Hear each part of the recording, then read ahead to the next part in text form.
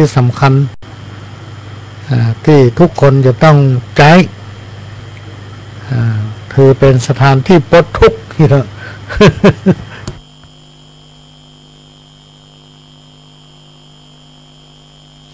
ก็เลยมีการทำบุญ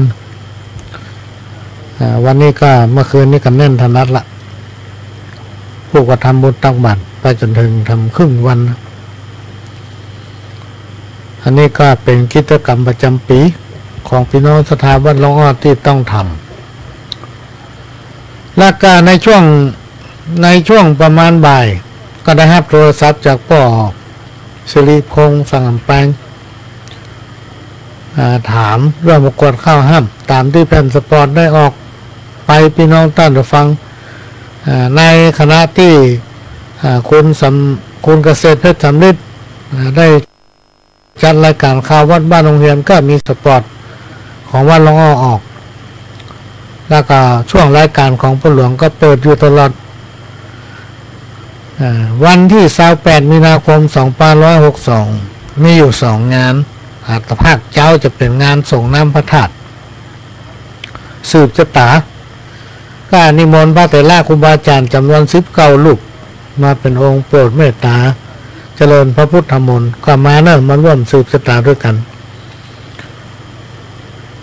หลังจากนั้นก็จะมีการถวายปัจจัยทายทานพระสงฆ์จำนวน19รูปเสร็จแล้วก็จะถวายอาหารเพลเวลาบ่ายโมงป่ายสักน้อยเนี่ยพี่น้องท่านฟังก็จะร่วมกันทอดพระป่าเพื่อจะนำปัจจัยและได้นั้นสมทบทุนสร้างหอระฆังซึ่งหอระฆังนั้นจะมีอยู่3ชั้นแรกก็จะเป็นที่ประดิษฐานของพระพุทธรูปปางชนะมารนะชั้นที่2ก็จะเป็นหอธรรมหอไตรชั้นที่3ก็จะเป็นหอระฆังซึ่งเราได้วางศิลาฤกษ์ไปเมื่อวันที่19มกราคม2562ในช่วงที่มีงานสมโภชปล่อยหลวง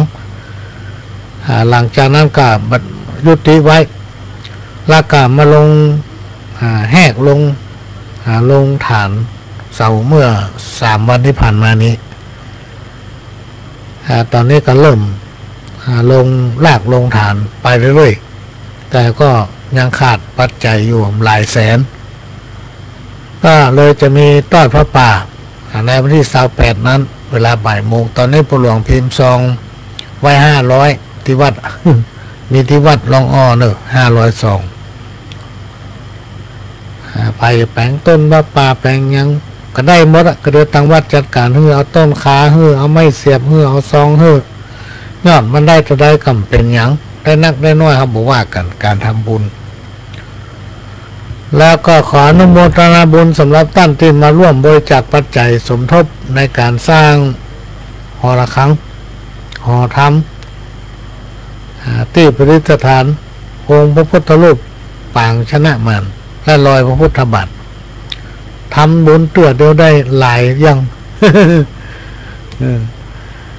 ก็ขออนุโมทนาบุญคุณแม่วันดีสอนใจนันตารามได้มาร่วมอนุโมทนาบุญในการสร้างหอระฆังและก็ทำนุบำรุงสถานีพร้อมกันเป็นจำนวนเงินทั้ง2อย่างนี้1,000 บาทแล้วตะวานี้ได้มีพี่นานเติ้ง พี่นานเติ้งบ้านปะหวกนะตั้งก็เป็นภูมิปัญญาปราชญ์ชาวบ้านเกี่ยวกับกิจกรรมพระพุทธศาสนาเป็นผู้ที่เลื่อมใสในพุทธศาสนาและก็เคยบวชเรียนมาหลายปีเป็นทุกเจ้าดูเหมือนพระจำพระพิษเพิ่นเล่าให้ฟังว่าได้8 ปีก็ได้เป็นผู้เป็นตัวแทนของบริษัทนิ่มสีเซงหลายสาขาของภาคเหนือก็ว่าได้นำคณะผู้บริหารของนิ่มสีเสงนั้นปฏิบัติศีลภาวนาสวดมนต์ท่านได้มาเยี่ยมตะวันก็มีเวลาอู้กันน้อยเดียวเพราะว่าพ่อหลวงต้องล่นเข้าล่นออกดำเนินรายการวิทยุอยู่ก็ต้องขอบพระคุณพี่นานเติ้งที่ได้บริจาคปัจจัยสมทบทุนสร้างหอระฆัง ตึงหอใต้ตึงหอละครังตึงแต้นเป็นห้องว่าแต้นแก้วเนาะที่ประทับของพระพุทธรูปปางชนะมารและก็รอยพระบาทก็ขอให้บุญกุศลที่พี่นานเติ้งได้มาทำได้มาบริจาคปัจจัยพระหลวงเอาปักเป็นเก้าเป็นยอดต้นขวดตาลนี่เดี๋ยวที่28นี้เขามาแห่เอาก็ขอให้เป็นกุศลผลบุญไปกำไปปกห่มเป็นล่มโพล่มชัยกับพี่นานเติ้งเพื่อได้อยู่เย็นเป็นสุขที่เจ็บที่เป็นมาสบายก็ขอให้สิ่งตั้งหลายเหล่านี้คดคล้ายหายไปเสี่ยงให้อยู่บนที่จำเริญมีสุขภาพแข็งแรงสมบูรณ์บาดเจ็บเป็นอย่างอุปัตวะกังวลภัยทั้งหลายให้หนีไปไกลๆเพื่อได้ฮับแต่สิ่งดีๆให้ประสบความสำเร็จในสิ่งที่ตนเองปรารถนาพี่น้องท่านผู้ฟังเพราะว่าเพิ่นเป็นคนดีที่นำคนทั้งหลายเข้าสู่การปฏิบัติศีลภาวนาเป็นการจันลงไว้ซึ่งพระพุทธศาสนาส่งเสริมให้คนทั้งหลายน้อมนำเอาศีลธรรมเข้ามาไว้ในจิตในใจศีลธรรมหรือว่าธรรมะอันเป็นคำสั่งสอนของพระพุทธเจ้าเนี่ยพี่น้องท่านฟังมันเป็นยาปากวิเศษที่สามารถรักษาโรคหัวใจได้ มันพิสูจน์ได้นะไม่ใช่ว่าอู้ไปเลยนะพี่น้องท่านฟังบางคนอกหัก บางคนถูกคนหักอกจะตายอยู่มันล้มมันล่อแล้วคือเรื่องนี้นะไผ่บดนไผ่มหูนะพี่น้องท่านฟังพระหลวงก็เคยโดนหักอกเก่าแต่เขามาอู้ฟังคนที่ผิดหวังทางด้านความรักเนี่ยมันไม่จะตายให้ได้หรอกมันหมดอะไรตายยาก ตอนนี้ฮักกันนี่โอ้ยหันใบไม้แห้งก็ว่างามโอ้ยสดชื่นไปที่ไหนก็ม่อนอกม่อนใจเพราะผิดหวังมาหน่อยซ่อหาเจือกตื้อๆแขวนคอ ขนาดพ่อแม่เลี้ยงใหญ่มานะอ้อมเปาะอ้อมปล่อยตั้งแต่ตีนเต้าห้อยจอนพอมันใหญ่มามันยกหัวใจซีห้องเปิ้นเห็นตกไปเสียง ถึงเวลาผสมใจมากแขวนคอตายจัดนัก อันนี้เป็นเรื่องจริงก็สิ่งทั้งหลายเราเนี่ยพี่น้องท่านฟังในยุคปัจจุบันเนี่ยเราต้องช่วยกันรณรงค์เพื่อเอาศีลธรรมอันเป็นธรรมะซึ่งเป็นคำสั่งสอนขององค์พระสัมมาสัมพุทธเจ้านั้นเข้าสู่สังคมชุมชนมันจะทำให้คนเรานั้นมีกำลังใจเพราะว่าธรรมะเป็นยาบำรุงหัวใจขนาดวิเศษถ้าจิตใจเฮาเข้มแข็งจิตใจเฮาแข็งแรงพี่น้องท่านผู้ฟังสบายใจหน้าตาก็ชดชื่น ชดชื่นอันใดก็ตามที่มันบ่กวนอย่าไปเอามาคิดอันใดที่บุคคลว่าก็จะไปว่าอันใดที่บุคคลอู้จะไปอู้ในสิ่งที่ดีๆคิดในสิ่งที่ดีๆสิ่งไหนที่เอาหัวมันจะทำเราตุกเนี่ยพี่น้องท่านฟังอย่าไปใกล้มันนี่มันไกลๆ ถ้าใกล้มันแล้วมันจะปางเราตุกอกตุกใจอันนี้เป็นสิ่งที่นำมาฝากท่านผู้ใดที่มีความประสงค์ต้องการข้าหารลูกข้าหารหลานมีความเจริญก้าวหน้านะการให้ปากันเอาศีลเอาธรรมเนี่ยมาอู้หูหลวงเต้าฝั่งแนะนำเขาเข้าวัดเข้าวาปฏิบัติศีลภาวนาแนะนำขอทำบุญการให้บริจาคทานนั้นมันบ่สูญหายไปไหนพี่น้องท่านระวังกำเดิมดึงปีกมาหาเฮาอันนี้เป็นเรื่องที่พิสูจน์ได้โดยเอาตัวเองเนี่ยบ่ใช่ว่าอู้เข้าข้างตัวเก่าบ่ใช่อู้อย่างกับยกเอาตัวเก่าบ่ใช่ก็คือว่าตัวเฮาเนี่ยตัวพระหลวงเนี่ยบ่เคยเชื่ออย่างนะพี่น้องท่านฟังพระหลวงนี่เป็นคนหัวรั้นมาให้บ่ดีบ่เชื่ออย่างโดยที่เฮาบ่เชื่ออย่างสักอย่างเนี่ยเฮาสอบไปพิสูจน์ แล้วมักจะปรึกษาอู้กับครูบาอาจารย์ไว้มันจะไม่ว่าบาปบุญโหนโตนี่มาหันมาลงโทษใครสักคนแล้วเราตัวเราทำมาทุกอย่างมีเจตนาดีต่อทุกคนถือเอาทุกคนเป็นพี่เป็นน้องคือการช่วยเหลือเขาตามกำลังที่เรามีอยู่เรียกว่าเขาเคยเบียดเบียนภายนอกจะเขาจะไปเสียหูเปิ้นที่เขาว่าไม่มาดีบดีนี่คือมันไปเสียหูเปิ้นพี่น้องท่านได้ฟังจนครูบาอาจารย์บอกมึงนี่ต้องไปเรียนวอกคำนักเนาะ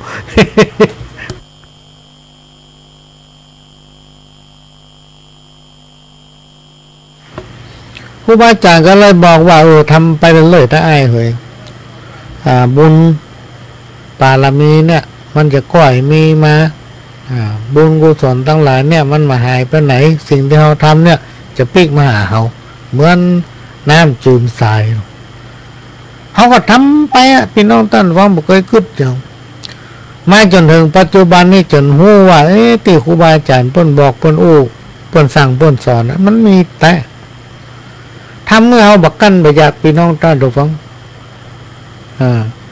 ทำเอาบักกันไปอยากมามีกินก็มีคนนำมาสู่มาปั่น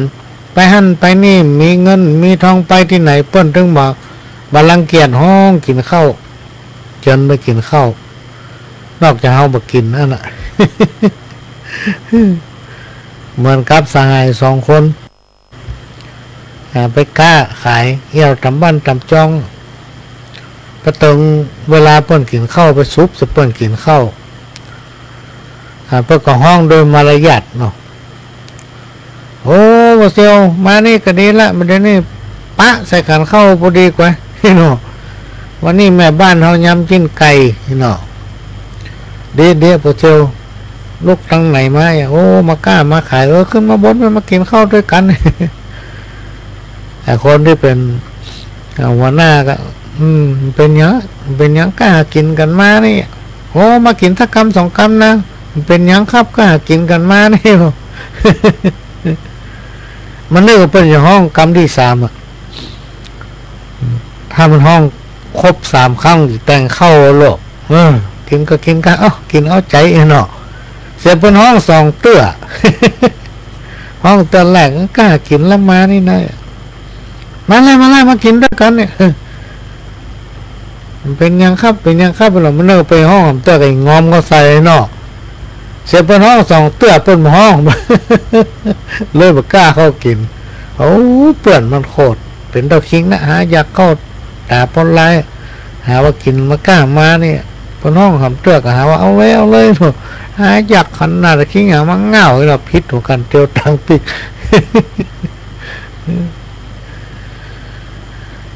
พี่น้องท่านผู้ฟังทั้งหลายวันที่28ได้แต่เจ้าได้ครับโทรศัพท์จากอาจารย์ผู้เชี่ยวชาญเนาะผู้เก่งผู้มีภูมิปัญญาทางด้านข้าวห้ำก็คืออาจารย์สิริพงษ์แล้วก็มีหลายคนพี่น้องท่านผู้ฟังที่โทรหาในวันที่28ตั้งแต่เช้าถึงเพลเป็นพิธีพุทธศาสนาบ่ายโมงก็ทอดพระป่า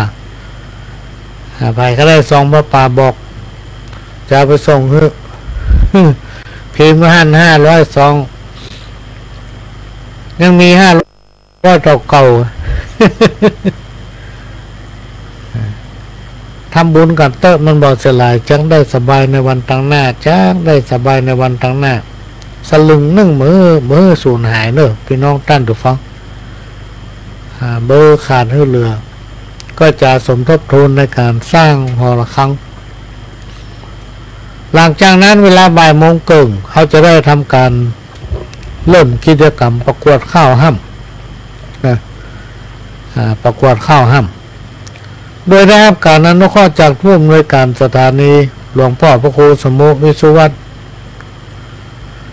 ผู้อำนวยการสถานีวิทยุกระจายเสียงพระพุทธศาสนาแห่งชาติและสังคมขึ้นเพื่อการศึกษาพระพุทธศาสนาและวัฒนธรรมท่านก็จะเดินทางมา อำนวยความสะดวกให้พร้อมกับมาเป็นสงฆ์ในพิธีสืบสตาประเพณีสงฆ์น้ำพระธาตุและท่านจะมาอำนวยความสะดวกทางด้านการประกวดข้าวห้ามท่านก็จะได้ประกวดข้าวห้ามชิงรางวัลกันมี5 รางวัลมีรางวัลที่1ที่2ที่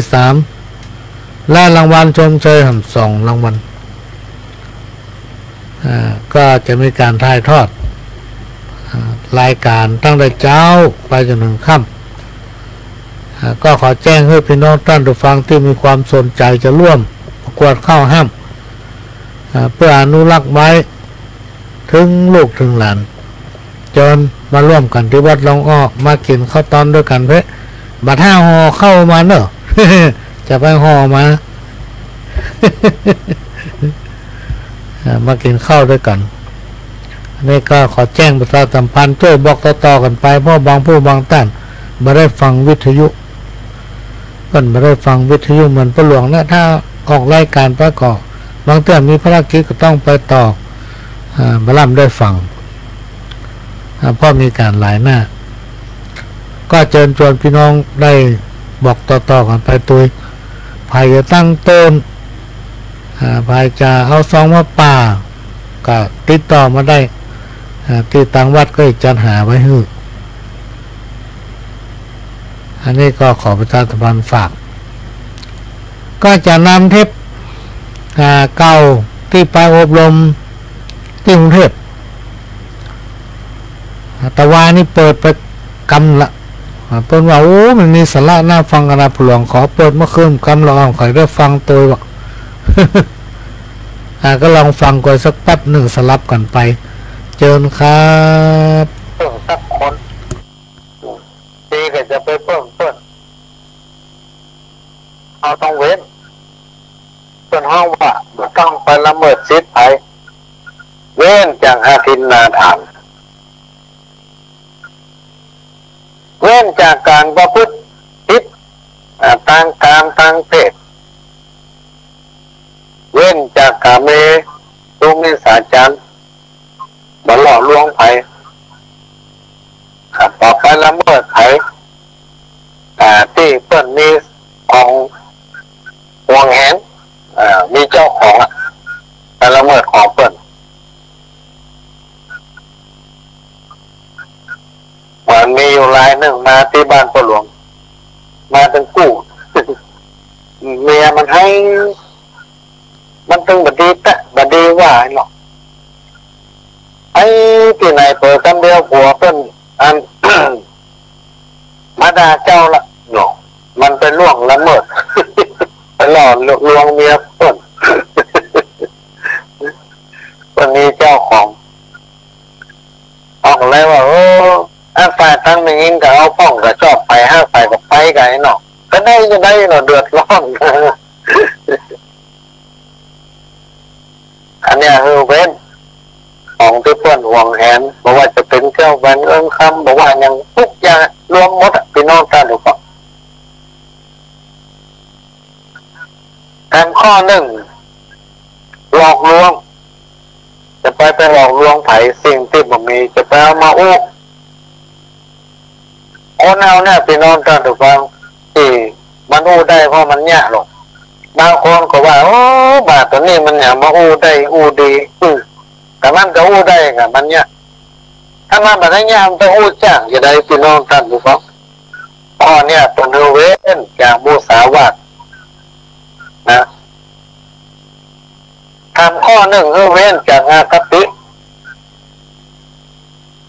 เว้นจากอาคติมาถึงว่าบัลลังก์เอียงเพราะว่าเขาชอบเขาบัลลังก์เอียงเพราะว่าเขาชอบมัน ถ้าภาษาภาคสมบอกเว้นสันทาคติคือบ่เอียงซ้ายบ่เอียงขวายึดมั่นอยู่ในความถูกต้องเป็นหลักยิ่งเขาเป็นผู้นำเนี่ยถ้าเขาขึ้นบ้านเอามา2 คนนี่นะมันจะจังเอาลงบ้านไปคนสมัยก่อนนี่ผู้หลวงมีลูกบางคนนี่กินเหล้าแล้วชอบมาหาเรื่องขอพออันนั้นขอพออันนี้ มันเล่าเรื่องไอ้มันไอ้นี่เราฟังเราไปลองเป็นคนมีนิสัยทำแบบนะพี่น้องท่านทุกคนท่านมาว่าเราไฝ่ตองหน้าเอาใครเชิญออกบ้านละเชิญลงบ้านไปเลยเชิญออกบ้านไปเลยเมืองหมดถ้ามันยาวมันร้องมันด่าเลยถ้าใครจะไปนี่ออกบ้านมาแจ้งกล่าวดีกันได้โอ้ยอย่างไรกันได้มันบอกฟังบาลามเองเขาจังเขาไม่ใช่ว่าเขาจังมันละถึงเวลามีปัญหาขึ้นมาก็ถึงตัดสินให้มันว่ามันต้องบัดดีมันต้องพิษจะต้องเหมาว่าพ้นบัดดีหมดไปโน่นท่านถูกปะเพราะความจังเพราะเราจัง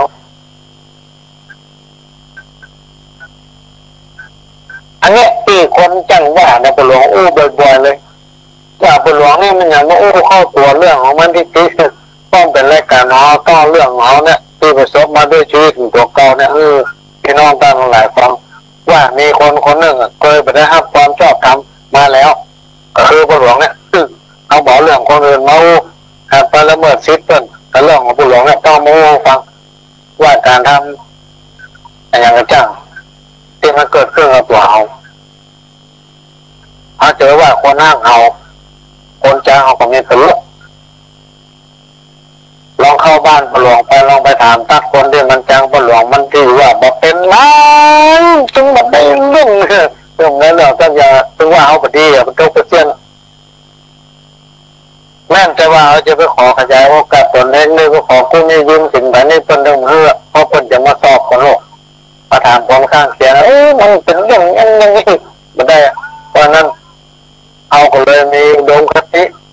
ฝังอยู่ในจิตสำนึกมาไปขนาดบะหมี่นี่ขอไปนะพี่น้องได้หรือเปล่าคือมากินมากินบางทีเขาก็ถามว่ามีตังกันแน่เอาบอกว่าเอาหนีเอาอยากกินยาเขาบอกว่าเขาต้องกินเราไม่ที่ในตัวเขาการเจงนึ่งมันลำเอียงขาดหัวถ้าใครทำมาดีเนี่ยพี่น้องท่านถูกฟังเขาบอกว่ามันดีอันอย่างนี้เพื่อจะเอาใจเขาคนเขาเนี่ยมันมีหลายประเภทบางทีเนี่ยมาดีแท้ถ้าใครมาว่าดีมันชอบท่านดีหูอยู่ว่ามันแบบดีเขามาจุมาซุยมาหลอกกินกันมันโอ้ดีแท้ถูกละยังเที่ยโอ้ยมันเป็นดีขนาดเลยออกเราเป็นกินดิ๊กเดี๋ยวมันออกมันอยากกินเราก็มาซุยมาโอ้ดีแท้ดีแท้ออกเราเป็นกินนี่มีปลาไปเลี้ยงลาบแต่ของมาซุยมันข้อนี้สำคัญพี่น้องท่านทุกฟังเอาจะไปลำเลียงพ่อขาดหรือว่าหัวจะไม่เก่งใจเพิ่นเวลาเพิ่นทำแบบดีเขาต้องว่าแบบดีนั่นแบบดีคุณทำอย่างนี้ถูกเขาต้องว่าไปตามนี้ความจริงเป็นสิ่งมาตายพี่น้องท่านทุกฟังบาปบุญคุณและตนมันมีอยู่ใกล้ตัวเนี่ย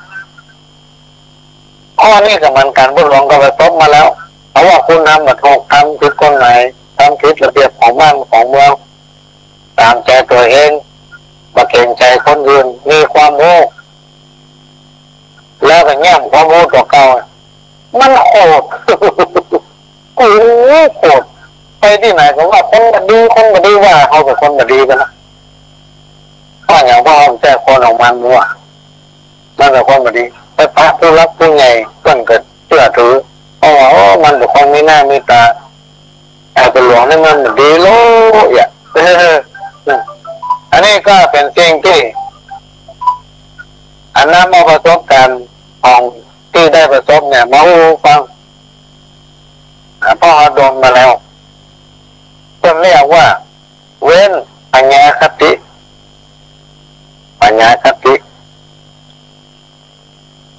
มันลำเอียงเพราะความเขาเพราะความที่หัวเข่าประถึงการส่วนเว้นจากโมหะคติ การที่เราจะเพื่ออย่างฟังอย่างนี้พี่น้องท่านผู้ฟังไม่ต้องมีเหตุมีผลนะทุกอย่างมันจะต้องมีเหตุมีผลอย่างหัวจักมันจะมีเกิดเหตุถึงผลจะต้องพิจารณาให้ทีการเป็นผู้นำคนนี่จะไปหูเบาถ้าบอกโอ้ตรงนั้นตรงนี้ฟังโอ้ตรงนั้นตรงนี้ฟังไปฟังอย่างโน้โดยเฉพาะปัญหาทุกคนจะย่อมจะมีปัญหาย่อมจะมีปัญหาเหมือนกันทุกคนมันแก้ได้หมดถ้าโอ้วิธีมันถ้าโอ้ต้นเหตุของมันเพราะทุกอย่างที่มันเกิดขึ้นมันต้องมีเหตุมันจะต้องมีเหตุมีผล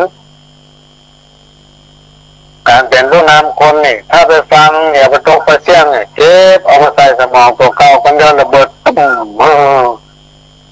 อันไหนก็เจ็บมาใส่สมองตัวเก่าระเบิดบุ้มพี่น้องตาดูบ้างอันนี้ก็เอามาเสริมเอามาเพิ่มเอามาเสริมในการบรรยายเว้นจากอบายมุขหมายถึงประเภทติดในสิ่งที่มันเสพติดเป็นต้นว่าสุรายาเมาการเสพติดเนี่ยมันเสพติดได้หลายอย่างนะพี่น้องท่านหรือเปล่าไปเหี่ยวไปเที่ยวกลางค่ำกลางคืนไปเหี่ยวก็แล้วโอเคไปเหี่ยวมาเหี่ยวไม่ครับคือเหี่ยวหันเหี่ยวนี่มันก็ชื่อว่าเสพติดไปเหี่ยวตำแหน่งบันเทิงเนี่ยไปเหลิงไปเล่นมั่วอยู่กับการพนันตัวพันมั่วสูงกับคนแบบนี้อันนี้ก็ห้อว่าเสพติด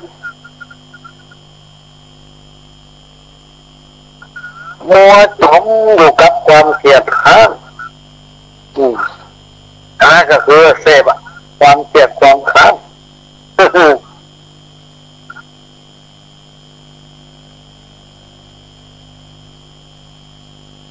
เลือกสรรคนที่จะเสวนาพบคนที่จะนำชีวิตไปในทางแห่งความเจริญและสร้างสรรค์โดยหลีกเว้นมิตรเทียมคบหาแต่มิตรแท้มีหลายคนพี่น้องท่านผู้ฟังส่งรูปมาให้ผู้หลวงแล้วใส่หน้ากากมีคนสองคนยืนหันหน้าเข้าออกกันใส่หน้ากากแล้วมาเขียนทั้งรูปว่าคนปัจจุบันเนี่ยสวมหน้ากากหากันลูกมันจะมีแต่คนที่ใส่หน้ากากหากันเนี่ยเพราะฉะนั้นในหนังสือธรรมะในเต้าที่จำได้ที่เรียนโดยเฉพาะนวโกวัตเนี่ยพี่น้องท่านหรือฟังหนังสือนวโกวัตลองสอบไปอ่านจำเนียนหมดรู้ตันมิตรเทียมหรือว่าศัตรูออกมาในร่างมิตรเทียมมันมีแค่ไหนพี่น้องท่านหรือฟังบางทีเอาพอหน้าตาซื่อๆมีความหวังดีจะโอ้ยดีมาเอาเนี่ยเอาจิ้งมาหาเอาป่ามาสู่กันเดียวกลายเป็นศัตรูเขาละเนี่ยเป็นว่าคนสวมหน้ากากเข้าใส่กันพอหน้ามาหันใจบางทีเป็นมาเอาดีกันเดียวตาทั้งนอกมาดีอย่างไรแต่ละคนไปหาเพิ่นในเวลาเจ็บเป็นการไปเยี่ยมเพิ่นนั้นนี่ใครเขาป้นประตูบ้านมาเล่าคนละมือปักจะเพิ่นยังได้กันอยู่ถ้าใครจำได้นี่ไปดูในหนังสือนวโกวัตคนปองหลอกอุปนิสัยของคนปองหลอกมีแต่คิดเอาขอต้นคิดเอาก็ได้ฝ่ายเดียว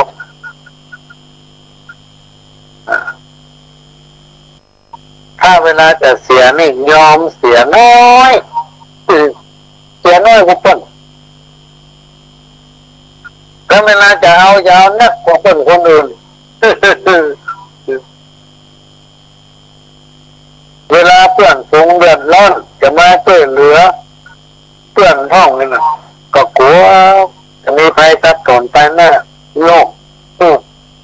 ที่ตัวจะกินเอาเพิ่นมาขึ้นเวลาจะเอาเพิ่นติ๊ก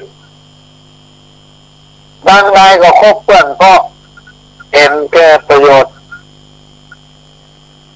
แรกก็ได้เอามาคู่ในคณะที่บรรยายเอาธรรมะมาแทรกการคบเพื่อนเพราะเห็นแก่ประโยชน์อันนี้มีนักมีนักที่นอนกันหรือเปล่าเอามาโอ้ฟัง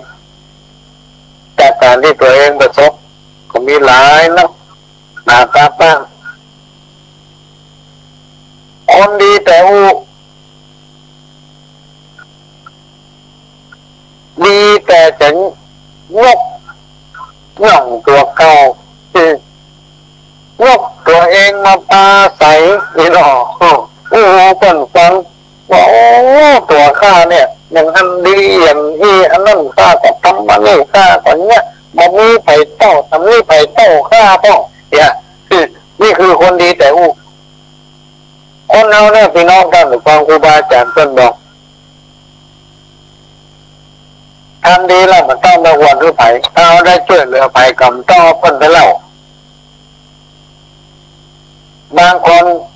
ไปช่วยเหลือเพิ่นแล้วเอาไปเล่าโอ้ปูแก้วบ้านไต้เข้าป้อมนี้มาไอ้หรอกแต่พอในตู้อาหารป้อมมียังจักยังมีกะแมงงนกอมส่งตอนกินบุกแต่ว่าวันคืนแล้วเนี่ยกะเอาเข้ามันเอาติ๊กเอามะเขือเอาปลากระป๋องมา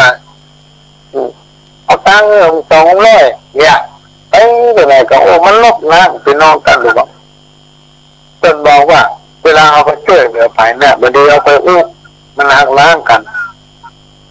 เวลาเพิ่นมามีความจำเป็นคำเอาเนี่ยก็ต้องไปถามแต่ก่อนไปเตือนหนึ่งว่ามีเพื่อนคนหนึ่งถึงวันก่อนเดือดร้อนมันเกิดเดือดร้อนอย่างสักเตือนไม่ได้มีปัญหาเรื่องการเงินการทองแต่มีวันหนึ่งมีปัญหาประสบอุบัติเหตุเป็นเรื่องที่เกิดขึ้นปัจจุบันทันด่วนก็มีเพื่อนคนหนึ่งเป็นคนที่มีฐานะดีมีเงินมีทองถ้าถึงอะไรก็มีเงินเพื่อนคนนี้ก็ไปหาขอความช่วยเหลือขอยืมกระตังสัก2,000เด้อว่ายมาถามมึงอย่าไปง่ายหยังอยู่ท่านหมออะไรเราก็ว่ายติ๊กโคตรทอดวันเนี้ยเพื่อนมีความจำเป็นมาขอยืมกระตังไปย้อนถามว่ามึงอย่าไปง่ายหยังก็มันเรื่องของเพื่อนเอามีกับมันไปเอามีก็เอาต้นมีนะวันนี้ทำนี้จังเลยก็ว่าไปมันยังงามอยู่ถามว่ามึงเอาไปง่ายหยังบางคนก็ดีแต่ของที่มันแบบนี้ของที่มันหาเราเอาอะไรเงี้ยอะไรเงี้ยนี่อยู่หันตลอดมีคนผู้หนึ่งพี่น้องท่านหรือความเป็นผู้นำเนี่ยไปเอาต่างประเทศติ๊กเกือบจะว่าทุกเดือนเพราะว่าเพื่อนเป็นคนมีฐานะเพื่อนฝูงช่วงพนักตัวแล้วสมัยปัจจุบันเนี่ยมันมีห้องใหม่อย่างรถไฟบันไดอย่างไรเนี่ยก็มีคนมาถามพ่อหลวงใครไปเดียวเมืองจีนก็ใครไปไต้หวันก็ไปฟรีหรอกก็มันให้เอาไปฟรีละเอาต้องไปจุดโลพี่น้องกันต้องไปตื้อกินข้าวกินน้ำเกินเขาก็ได้นั่นนี่ลงเอาหนึ่งก็ตามไปได้เลยแต่วันนี้มันไปติ๊กไปแล้วมันก็มาประชุมติ๊กเอามาประชุมมาบอกว่าวันนั้นแหละผมไปเวียดนามมาปะนั่นนี่วันนั้นก็ไปลาวมาเดือนนี้ก็ไปเขมรมาทำอันนี้เอามาเจ้าบ้านทั้งหลายก็พากันท้วงมาก็ลองฟังเขาจะได้ไปหันกำมันจะมูเนี่ยอย่างมันไปหันแต่ยังบอกเก็บไว้ในใจมันไปหันไปนี่กับเมาเข่าคอยทำกรรมลงสมัครเป็นผู้นำเพิ่นมาเลือกสักคนโดยปล่อยหมู่ไต้หวันปล่อยหมู่ประเทศจีนปล่อยหมู่เขมรมาเลือกกันได้เริ่มได้ก็คือมาได้กับเรื่องเขมรทุกเดือนละกันเรื่องลาวกับเรื่องเขมรคำบ้านกับเรื่องพม่ากับอันกับเรื่องไต้หวันเนี่ยคนอยู่บกไก่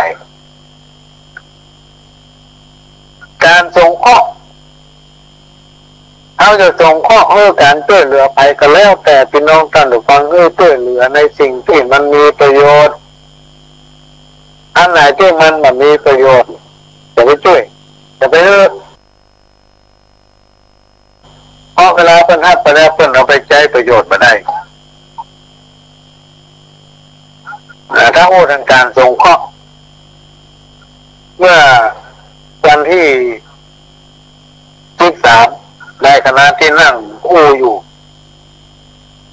ก็ได้มีพี่น้องจากจังหวัดน่านที่อยู่บนดอยแล้วก็มีพี่น้องจากจังหวัดแม่ฮ่องสอนแล้วก็มีพี่น้องจากจังหวัดปะหลวงทีเนี้ยเวลาหน้าหนาวกูจะได้ผ้าห่มไปมันพอแจกให้เขาได้10 ผืนเนี่ย9 ผืนอย่างนั้นแต่ว่าลูกบ้านเขาหน้าคนทุกคนอย่างบ้านผมเขาหน้าปีหน้านี่ขอช่วยเอาผ้าห่มไปแบ่งไปปั่นในห้องก็คนทุกคนอย่างนักขนาดที่แล้วบ้านผมทั้งห้องสอนนี่แหละคนหนาวตายก็เลยฮักเปล่าก็ได้จะแบ่งเฮ้ยเนาะเพราะนั้นในเดือนพฤศจิกาปีนี้พี่น้องท่านผู้ฟังเป็นวันที่ครบรอบวันของโรงแม่ของแผ่นดินก็น่าจะหลังวันที่25 พฤศจิกาหรือว่าคนวันที่25เนี่ยก็หลวงก็จะรวบรวมผ้าห่มเพื่อบรรเทาความหนาวไปมอบพี่น้องที่อยู่บนพื้นที่สูงก็ได้สัก100 ผืนถ้าเป็นผ้าห่มผ้านวมเก่าก็ขอท่านซักเพื่อมันสะอาดเรียบร้อยบรรจุภาชนะเหมาะสมมันเก่าก่อนเป็นอย่างที่มันใช้ได้ถ้าได้ใหม่ก็ซ้ำดีจะได้ไปถวายพระสงฆ์องค์เจ้าที่แม่ฮ่องสอนนั้นมีอยู่3 วัดที่มันขอมาตอนนี้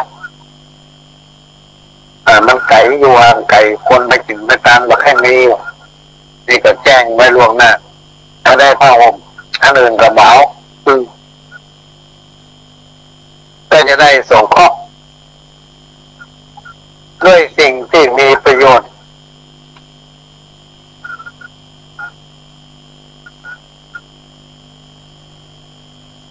ทำประการหนึ่งพี่น้องท่านผู้ฟัง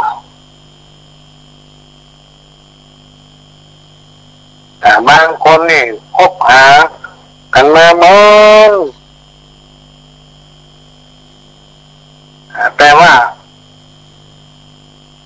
พี่น้องท่านผู้ฟังแล้วผ่ายโทรเข้ามาเบอร์0817065056อันนี้เป็นเบอร์ที่ปหลวงกำลังจัดรายการสามารถที่ห้ามได้เนอะก็มาถ้าไปห้ามท่านรายการนี้ก็จะลดมันก็จะลดเพราะนั้นจะห้ามมาได้แต่แล้วถ้าท่านจะโทรมาก็โทรเบอร์0954501232ก็เป็นเบอร์ที่ปหลวงเปิดฟังรายการของตัวเก่าตัวที่อยู่เดี๋ยวนี้ฟังตัวเก่าตัวนะพี่น้องท่านผู้ฟังว่ามันไปเพราะรายการของปหลวงนั้นฟังได้ทั่วประเทศท่านจะอยู่ประเทศไหนก็ฟังได้โดยเฉพาะในประเทศของเราได้ฟังได้ทั่วทุกจังหวัดยกเว้นบนดอยที่เครือพระแค่มันไปมาถึงมันเลิกฟังไปได้การอยู่ต่างประเทศนี่ฟังได้ชัดเจนดีนักขนาดเลยมีพวกหลายคนที่อยู่ต่างประเทศเขาส่งไลน์มาบอกขนาดว่าอยู่ไต้หวันเนี่ยก็ยังมีคนฟังนะพี่น้องท่านผู้ฟังคนไหนที่อยู่ไต้หวันน่ะบางคนบอกไปเชื่อมันไต้หวันไหนมาฟังมาห้องกับเพื่อนเขาอยู่ปูนมันเปิดฟังอยู่มันส่งเรื่องมาฟังเสียงพ่อจัดรายการอยู่นะว่าชัดเจนดีมากเนาะอยู่ไต้หวันนะพี่น้องท่านผู้ฟังส่งไลน์มาบอกฟังพ่อจัดรายการเสียงชัดเจนดีมากดูอย่างเขาไปไต้หวันด้วยเพิ่มเป็นวัดเป็นไอ้แน่แน่ไปไกลล้ำ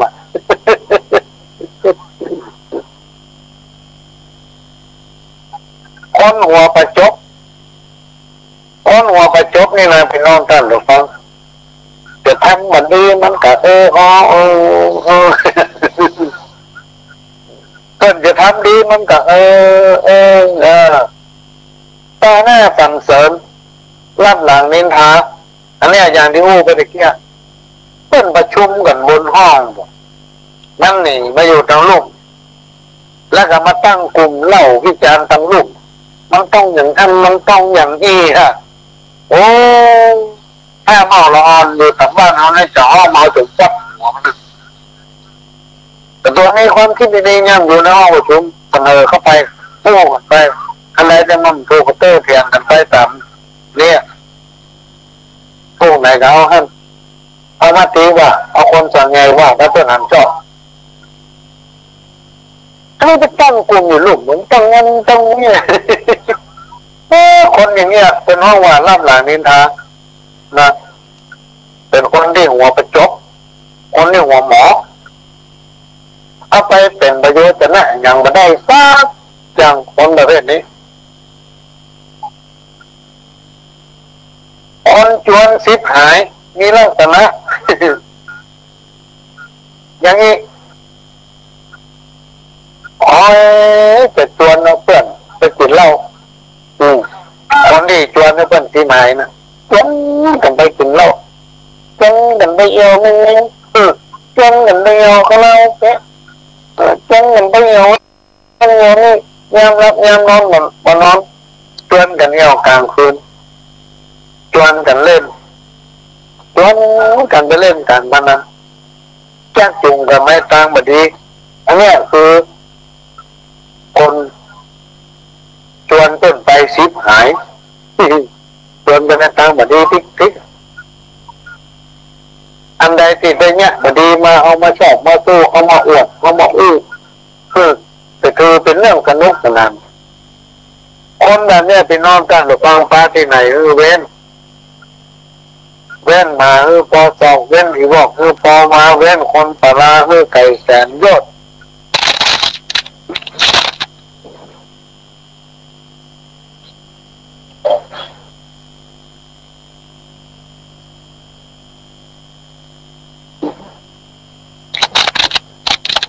คณะเนี่ยฝนตกกับฟ้าหมอกถ้าท่านจะโทรหาประหลวงก็โทรมาที่095-450-1232เมื่อ0817065056ก็รออาจารย์รายการเนอะพี่น้องท่านความต้องโทรเข้ามาเพราะมันหักมาได้ก็มีไลน์ส่งมาจากเบอร์0954501232ถ้าขอพระคุณแทนเครือข่ายภาคเหนือตอนบน8 จังหวัดภาคเหนือในฐานะที่เป็นประธานภาคเหนือตอนบนประกอบด้วยจังหวัดเชียงใหม่เชียงรายพะเยาน่านแพร่น่องตอนจังหวัดลำพูนลำปางมันมีไลน์ส่งมาว่าขอบคุณผู้อำนวยการสำนักงานป้องกันและปราบปรามยาเสพติดภาค 5ก็คือคุณกิติชัยเหลืองคำจรที่ได้มอบประกาศเกียรติคุณให้คณะกรรมการเครือข่าย8 จังหวัดภาคเหนือเป็นผู้ให้การสนับสนุนช่วยเหลือกิจกรรมของรุ่นแม่ของแผ่นดินด้วยดีเสมอมาเพราะว่าจะเป็นระดับจังหวัดระดับสังคมชุมชนบ้านตกเก่าและระดับภาคต้นได้มอบประกาศเกียรติคุณให้ประกาศเกียรติคุณให้ก็ต้องขอบพระคุณท่านผู้อำนวยการก็คือคุณกิติชัยเหลืองกำจรผู้อำนวยการสำนักงานป้องกันและปราบปรามยาเสพติดภาค 5เอาไว้ที่นี่ตัวคนไลน์มาบอกต้องลองจะประลืมขอแจ้งให้ท่านผู้อำนวยการกำเนิดเป็นฟังอยู่ หมู่บ้านต้นกล้าจังหวัดเชียงราย21หมู่บ้านจังหวัดเชียงใหม่26หมู่บ้านจังหวัดน่าน15หมู่บ้านจังหวัดพะเยา10หมู่บ้านจังหวัดแพร่8หมู่บ้านจังหวัดแม่ฮ่องสอน7หมู่บ้านจังหวัดลำปาง13หมู่บ้านจังหวัดลำพูน8หมู่บ้านพี่น้องท่านฟังแต่ละหมู่บ้านนี่อยู่อำเภอหนึ่งก็คือ8อำเภอแต่อย่างลำพูนเนี่ย8หมู่บ้านก็คือ8อำเภอจังหวัดเชียงใหม่จะได้วันนั้นนักกับเพื่อนกับมี26อำเภอ26อำเภอมันก็ได้นักกันเนาะบางอำเภอมี2หมู่บ้านเนี่ยอย่างอำเภอเฉลิมพระเกียรติจังหวัดน่านเนี่ยมี2หมู่บ้านและถนนจะเข้าสู่หมู่บ้านเนี่ยรถทีก็ไปไม่ได้รถเครื่องก็ไปไม่ได้รถยนต์ก็ต้องไปไม่ได้ไงเลยเพราะว่ามันเหนียวทางถามว่าเนี่ยได้แปดเตียวก็หลวงหรอกโอ้ไก่ก็แน่กันม้วนปูนเอาพอสุดสายตาคือต้องเตียวขึ้นดอยแล้วก็ลงดอยแล้วก็ขึ้นดอยแล้วก็ลงดอยลูกเจ้าไปนี่ไปถึงบ้านต้นข้ามไปดิติ๊กแบบนั้นไปเกี่ยวถึงเพื่อนที่ผายเนาะขอมาบรรยายเขาฟังเพื่อนที่ผายนี่มันชวนไปในทางแบบดีทุกอย่างอันใดที่มันแบบดีนะมันต้องจนไปติ๊กเพราะว่าเพื่อนที่ผายนี่แต่เพื่อนแต่ก็คือมีความจริงใจเป็นมิตรอุปการะมาประมาทเพื่อนด้วยรักษาเพื่อนเวลาไปมาว่าให้ไปให้เพื่อนกระช่วยแก้กรรมมาใจเรื่องบ้านมาแม่นเนอะโอ้เพื่อนเป็นคนดีฮะนี่เองน่ะมาประมาทเพื่อนเก่าจัดไปบางคนเป็นเพื่อนกันแท้ๆอยู่กินกับกันแท้ๆพอไปมาว่างานต้องมาดีนะถ้าจะแท้อย่างเงี้ยได้กินด้วยกันด้วยแต่อันนั้นเพื่อนหมอว่าไม่ถูกประกันละหมอว่าเพื่อนถูกประกันละเพื่อนหมอว่าเพื่อนแต่เป็นเพื่อนกินถึงเวลาจะตายมากนี่ชอบทักผมเพื่อนหัวเพื่อนน้ำหัวเพื่อนน้ำหัวเพื่อนดีเหลือถ้าเป็นเพื่อนแต่เนี่ยมันต้องช่วยรักษากันเพราะว่าจะเป็นรักษาทรัพย์รักษาเป็นอย่างต่างๆยามว่าเพื่อนมีภัยก็พึ่งกันได้นะมีคิดจำเป็นก็ช่วยกันได้เพื่อนร่วมทุกข์ร่วมทุกข์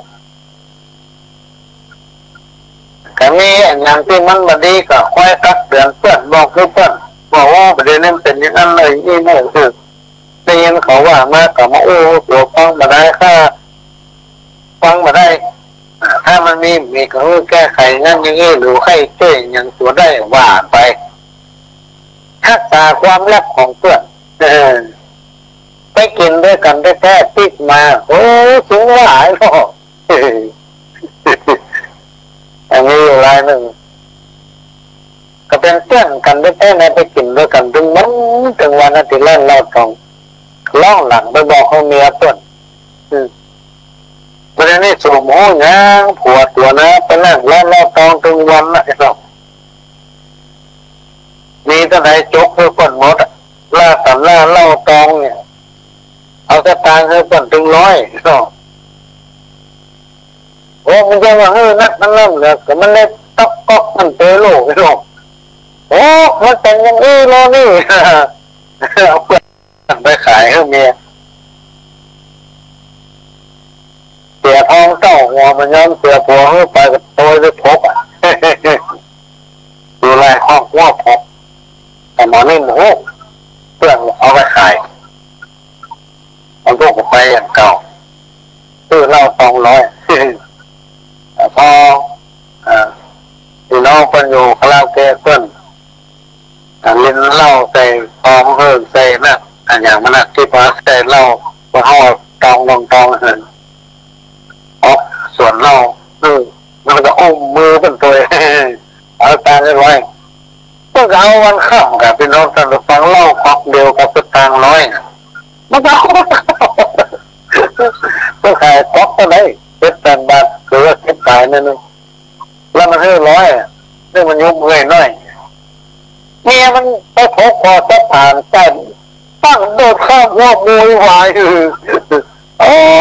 ถึงวันนี้สู่เป็นยังอี้รอนี่รอโอ้มาถึงตั้งเสียงเป็นว่าได้จะตั้งมาเอามือนี่ตัวนี้มากำเต็มกำมือกันถึงวันได้ซักพอกกันตัวเนาะตั้งเบื่อเข้าบ้านจักบาทถึงวันเรียกว่าจะได้ดีพี่น้องท่านผู้ฟังเสียเจ้าของร้านมาพอใจแจ้งความเอาเรื่องเพียงประมาทเปิดห้องไปโดนปั๊บไป5,000เลยเสี่ยง5,000เหตุก็ขำโอ้ปั๊บมันตายไปแล้วถึงเอามาโอ้ได้ถ้ามันตายจะเอามาโอ้ได้ขณะนี้พี่น้องท่านฟังก็กำลังรับฟังรายการจากพระหลวงสว่างภาคอินจันทร์ก็นั่งโง่อยู่ที่กรุงเทพเป็นพี่น้องท่านดูฟังผ่านไปทางสัญญาณโทรศัพท์อยู่กรุงเทพเลยยังไม่ได้ปิกจ้ะวันนี้นั่นเลยอ่อนเพลียยืนวันขับยืนทางครบมาแรงนี่ว่าจะรับสักกรรมเนี่ยโอ้มาพอนาฬิกาจะ2 ทุ่มแล้วเข้ามาที่พักละทุ่มปลายละพอนาฬิกาจะ2 ทุ่มก็เลยโทรเข้าสถานีว่าวันนี้จะมาพบปะพี่น้องสักบุษกรรมนี่เนาะแล้วแต่สัญญาณถ้าสัญญาณมันตัดกับพระกับด้านะแล้ววันพรุ่งนี้วันที่15พระหลวงกับฟิกมันละแต่มันแน่ใจว่าจะตันไปฟังกิจกรรมไหว้สาปามีวิธีทำนำชุมชนที่วัดท่าเรือพอนะก็จะพยายามไปให้ทันพวกนี้พูดถึงเพื่อนที่ร่วมทุกข์ร่วมทุกข์เพื่อนที่ช่วยเหลือเพื่อนในยามที่มีภัยกับล่าทิ้งกันแม้ชีวิตก็เสียสละแทนกันได้อันนี้มันมีความจริงนะเป็นน้องกันก็ไม่ใช่ว่าทำธรรมะมาอู้อ่านหนังสือเล่ามาอู้จำมาเล่ามาอู้นะเรื่องเนี้ยมันเกิดขึ้นกับพระหลวงเนี่ยแต่ก่อนพระหลวงนี่มีเพื่อนเป็นหมื่นลูกไอ้ที่ไหนเพื่อนก็ชวนกินข้าวแล้วนี่แต่ของเราถ้าเรามีสตางค์เอาไปยาวไปกินออกไปหรอกเอาไปเรื่องเพื่อนเนี่ยไอ้ที่ไหนก็มีกับเพื่อนกับคุณพอเวลาตัวจะตายมาเพื่อนคงหายแค่หมดพี่น้องท่านหรือเปล่าพอเวลาพระหลวงมีความจำเป็นจะตายมาเนี่ยมันมีเพื่อนสักคนไปที่ไหนคนรู้จักกันแท้ๆกับทำหมูจังเอาด้วยบุญของครูบาอาจารย์บุญของพ่อของแม่บุญบารมีที่เขาได้ทำมาแต่จัดแล้วเปล่าหลังมันมีแต่มันเลยทำให้เราแก้วขาดจากพยันอันตรายพ้นจากข้อจากภัยทั้งหลายแล้วก็มาเป็นผู้นำแล้วก็ได้มานั่งคู่พวกปากับพี่น้องกันดูฟังถึงวันนี้ได้แล้วก็ตั้งใจว่าจะโอ้ไปจนตายวันนี้ก็เป็นวัดธรรมะเพราะว่าเจ้าไปทำฝนน้อยแล้วก็ไปตากแดดพี่น้องกันดูฟังตากแดดแล้วก็ห่มไปอยู่ในห้องห่มในห้องแล้วก็ออกมาตากแดดก็เลยก็ปิ้งตะข้อห้องเรื่องมาแล้วนี่จะมาทำฝนน้ำน้อยห้ามฝนก่อนได้ตากแดดก่อนได้นะมันถึงจะได้สงบนี่ก็มาพบปะพี่น้องกันดูฟังท่านได้มาปะไก่นอนมารับโตนะอุ้ยถ้าฟังรายการอยู่ก็จะไม่ได้ฟังได้กระเดินนอนผมละ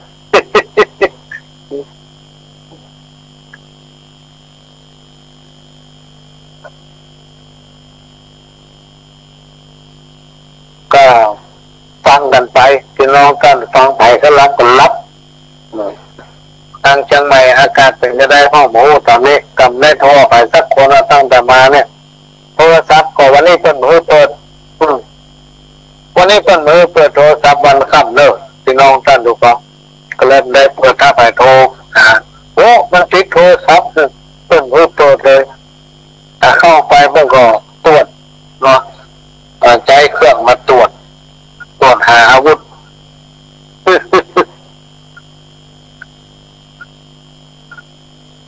ก็ครอบครัวที่ดีนะครอบครัวที่ดีก็มีการเคารพนับถือผัวนับถือเมียนับถือผัวเวลาประชุมแบบประหลองอย่างเงี้ยแต่ว่านี่ก็นำมาเรื่องเนี้ยในที่อบรมถ้าเมียมาก็เอาปิดไปก็ปฏิบัติตัวเป็นนิสัยวางใจของผัวมากับปิดไปบ้านทำตัวเมื่อเป็นนิสัยวางใจของเมียยกย่องเกียรติสมฐานะที่เป็นสามีภรรยาบรรลุเมนเยียดยามน้ำใจกันมอบหมายความเป็นใหญ่ในงานบ้านเครื่องแต่งตัวมือเป็นของขวัญเหมือนกับนิยายทำเรื่องหนึ่งที่น้องตั้งแต่ฟังตัวนั้นแล้วได้หวีมันไปจับสลากได้คนเดียวมันอ่ะโอ้มันโคตร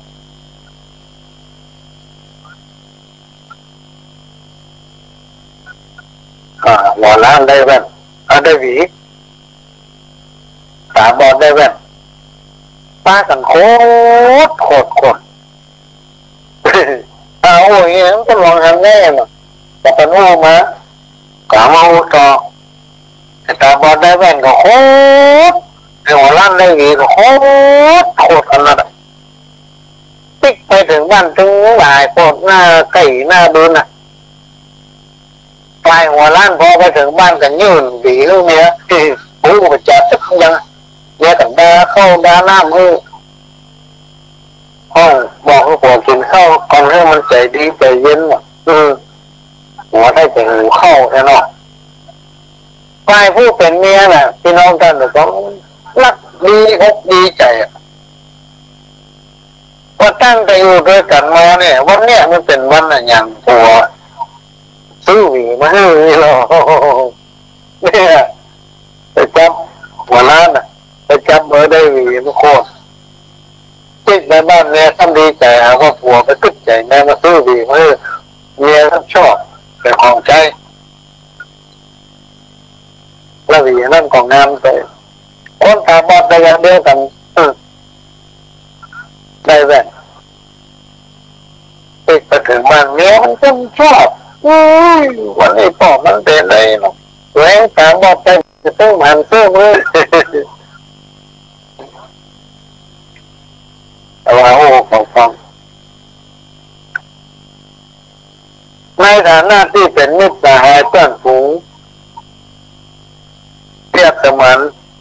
แขนเบื้องซ้ายเบื้องขวาจะต้องมีการเพื่อแผ่แบ่งปันจามีน้ำใจช่วยเหลือเกื้อกูลซึ่งกันและกัน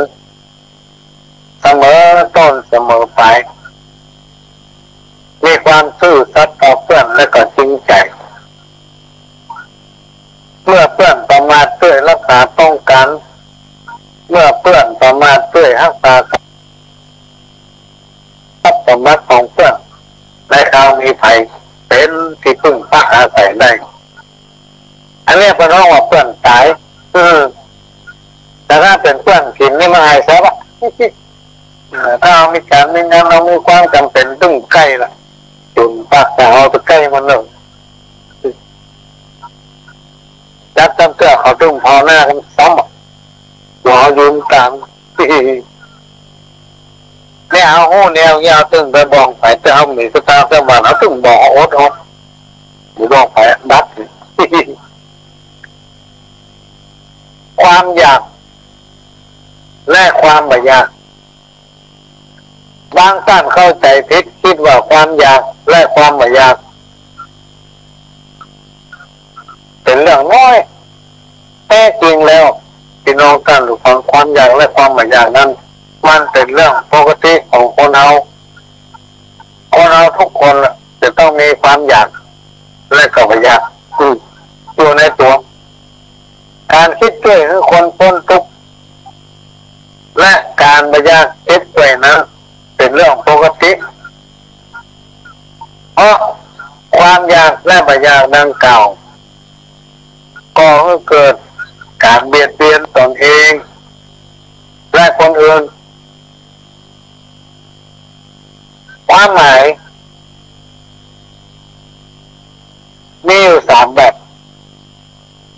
แบบที่หนึ่งอยากนักอยากจะเสพนั่นอยากจะได้อันนี้อยากที่จะอ่านสิ่งที่สวยงามทางตา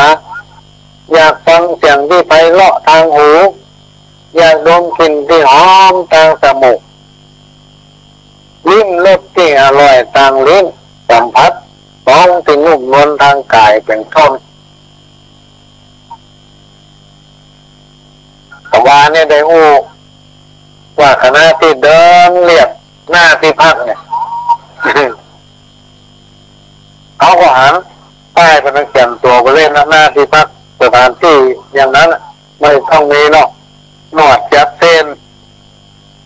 จับฝ่าเท้าคลายความเครียดจับหัวเมื่อมันเบาเนี่ยสมองมึนงงหน้าตาจะสดชื่น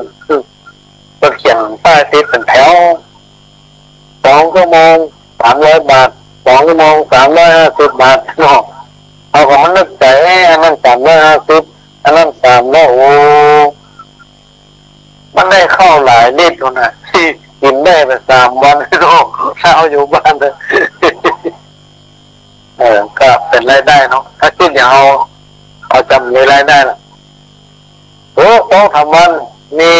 เพื่อนหลายๆคนมาจวนเอาเข้าไปยืนพอ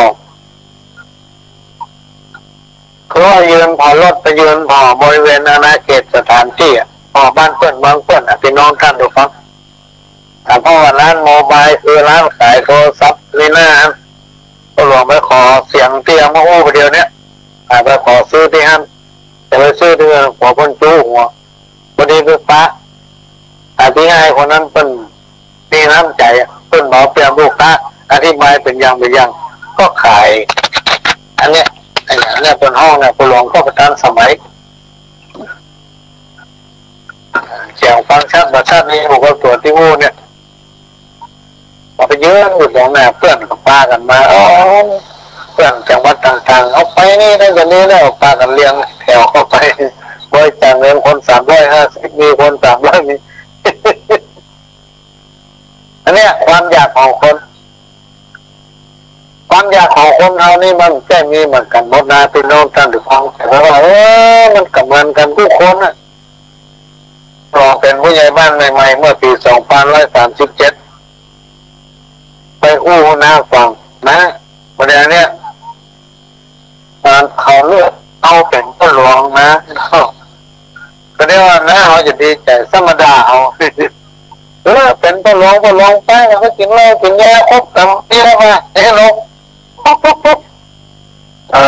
กับมันก็จะได้เป็น60,000น่ะเพื่อนจะได้ว่าอย่างนั้นเนาะแต่มาซื้อพ่อทำไมตะก้อมมาแล้วต้องมีแต่เป็นน้องกันของมือคนหลวงต่อของนั้นนี่ชอบถ้ากินเหล้าสุ่มกับเป็นที่แบบเนี่ยทำคาราโอเกะสมัยก่อนนะประเด็นนี้คนหลวงจะทำอย่างนั้นนี่ละเพิ่มหน้าเอาเดือดเป็นพ่อหลวงไปคบกับมันดีกินเหล้ากินยาว ยากมากที่จะได้จะมีเพื่ออยากอะไรลาบนักอยากจะมีทรัพย์สมบัตินักหรือว่าอยากจะมีอายุมั่นยืนยาวนักคือนี่เป็นต้น จับใจบางผู้บางคนมีความพอดีพอใจในสิ่งที่ตนมียินดีในสิ่งที่ตนได้อยู่ไปเป็นวันๆแล้วไม่อยากได้อยากนี้อย่างตั้งอย่างนี่ความอยากของคนเราเนี่ยมันแค่เหมือนกันพี่น้องท่านผู้ฟังเรื่องที่ต้องระวังคืออยากนักที่จะให้เป็นไปตามปรารถนาหลายๆคนมีความปรารถนาอันนั้นมีความปรารถนาอันนี้ก็ไปทำบุญ ที่ไปทำบุญเนี่ยไม่ใช่อย่างเพื่อจะไปอธิษฐานขอโชคขอลาภมันครับ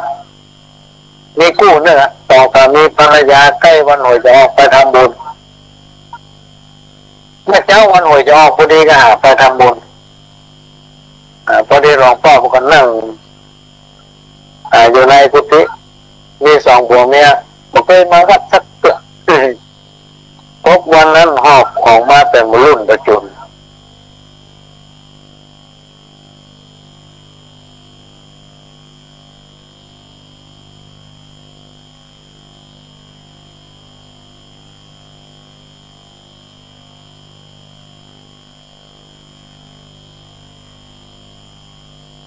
คนเฮาเนี่ยจะเนี่ยอย่างกระจ่างการจะคบค้าสมาคมกับไผ่บ้านใต้บ้านเหนือเนี่ย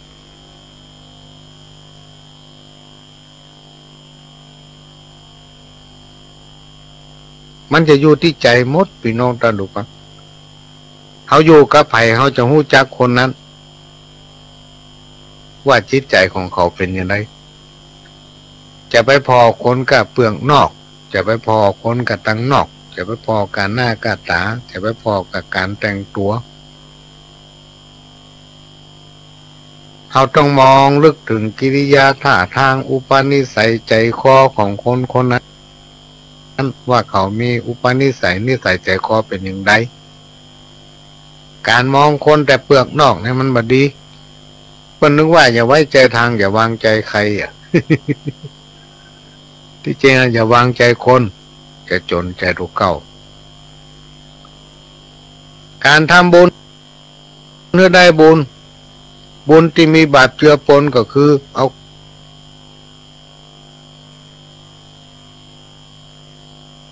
ของติ้มบริสุทธิ์มาตานบางทีของอันนั้นมันบ่ใช่ของเฮามาตานมันก็มีบุญบ่มีพละอานิสงส์อะไรอย่างเพราะมันใจของเฮา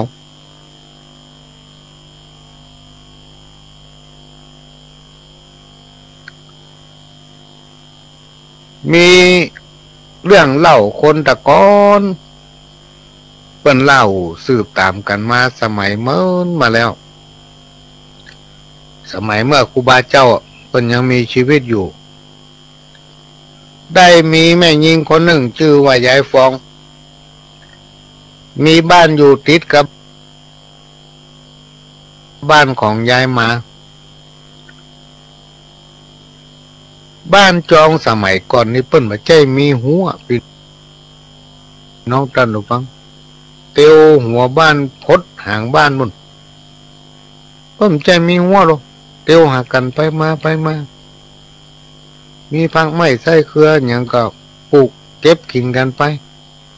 เปิ้นบ่ว่าหยังกัน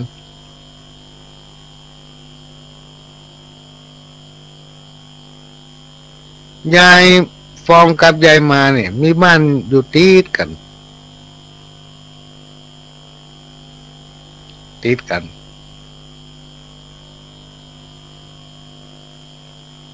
มีอยู่วันหนึ่งยายฟองหั่นบักฟักแก้วหน่วยงามก็เลยเก็บเอาบักฟักแก้วนั้นตั้งใจจะเอาไปถวายครูบาเจ้าพอเก็บบักฟักแก้วได้แล้วก็มาทำความสะอาดคัดให้มันสวยงามแล้วก็ใส่ซากไปวัดพี่น้องท่านผู้ฟังไปถึงกาเข้าไปประเคนครูบาเจ้า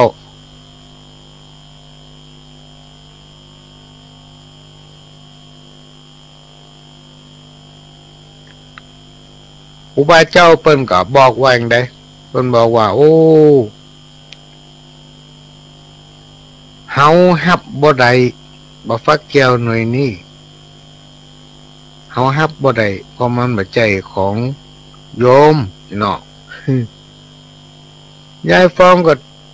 ยืนยันแน่นหนาว่าตัวเองนี่เก็บมาจากส่วนบ้านของตัวเก่าแต่แล้วมันมาใจของเฮาได้อย่างใดครูบาเจ้าก็อู้ต่อไปว่าอย่างใดอย่างใดเฮาก็หับบ่ได้เพราะว่าบ่ฟักแก้วหน่อยนี่มันใจของยายโอ้ยายฟองปวดหัว บ่จ้างจะเถียงครูบาว่าอย่างใดครูบายืนยันว่าหับมาได้ติ๊กหาว่าฟักแก้วนี่มันใจของยาย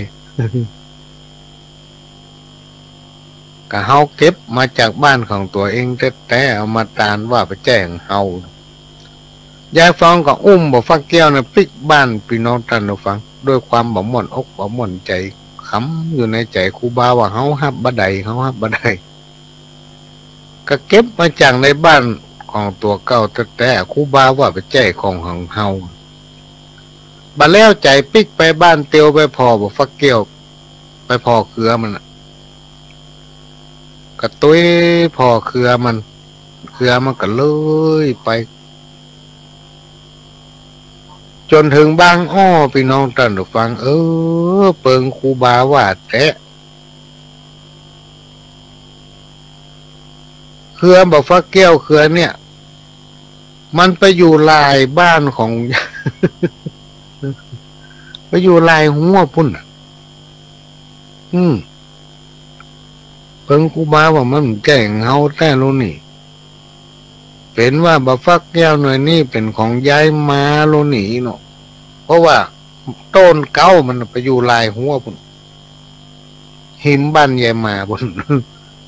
แล้วป่ายเครือมันเลยมาในบ้านของตัวเก่าบ่ได้ความแล้วต้องไปหายายมาเสร็จแล้วก็ไปหายายมาก็เล่าเรื่องบ่ฟักแก้ว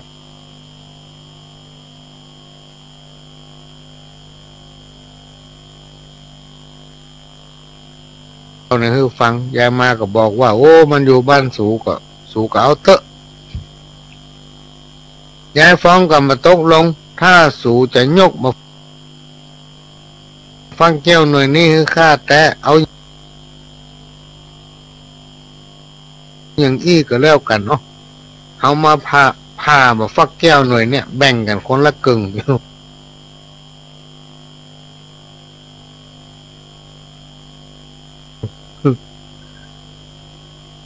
ตกลงกันได้แล้วก็จัดแจงพาบอกฟักแก้วแบ่งกันดึงยายมาคนละกึ่งพี่น้องท่านผู้ฟังจากนั้นกันนำบอกฟักแก้วที่แบ่งกันนั้นส่วนแบ่งของตัวนะไปถวายครูบาเจ้าครูบาเปิ้นก็มีเมตตาฮับเอาแล้วก็ปันปอนฮื้อเนี่ยแปบเปรียบเปยฮื้อฮู้ว่า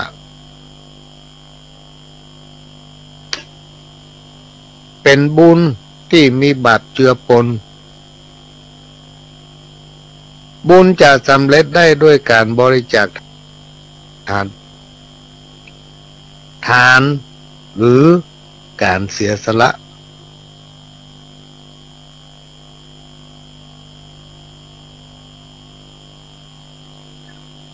สิ่งของแก้วแหวนเงินคำตลอดจนถึงกำลังกายกำลังสติปัญญาความรู้ความสามารถเพื่อให้เกิดประโยชน์กับผู้อื่นและส่วนรวมของทานนั้นต้องได้มาโดยความบริสุทธิ์ถูกต้องบ่ได้มาจากการกระทำความชั่วการลักเล็กขโมยน้อยบังคับขู่เข็นเบียดเบียนจากคนอื่นได้มาด้วยความ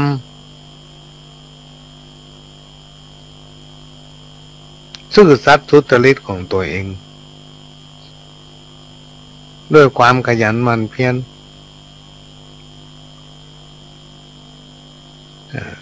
ถ้าเอาได้มาอย่างที่กล่าวมาแล้วนั้นกินกับบรรลัมเอาไปตานกับมันไปแจ้ของเฮามันก็บ่สำเร็จโดยบุญอันเนี้ยถือว่าบุญที่มีบาปเจือปนอันนี้ก็มาตอบพี่น้องไตเนาะว่าการตานไม่ต้องเป็นของเฮา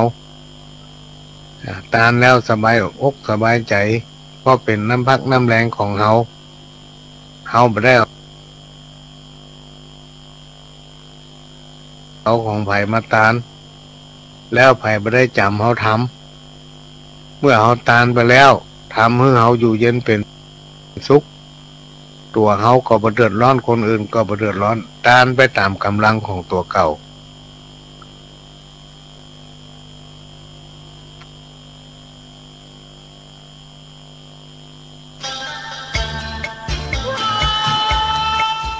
ขอเชิญร่วมทำบุญงานประเพณีส่งน้ำพระธาตุพิธีทอดผ้าป่าสมทบทุนสร้างหอระฆังกิจกรรมประกวดข้าวห้ำกำบะเก่า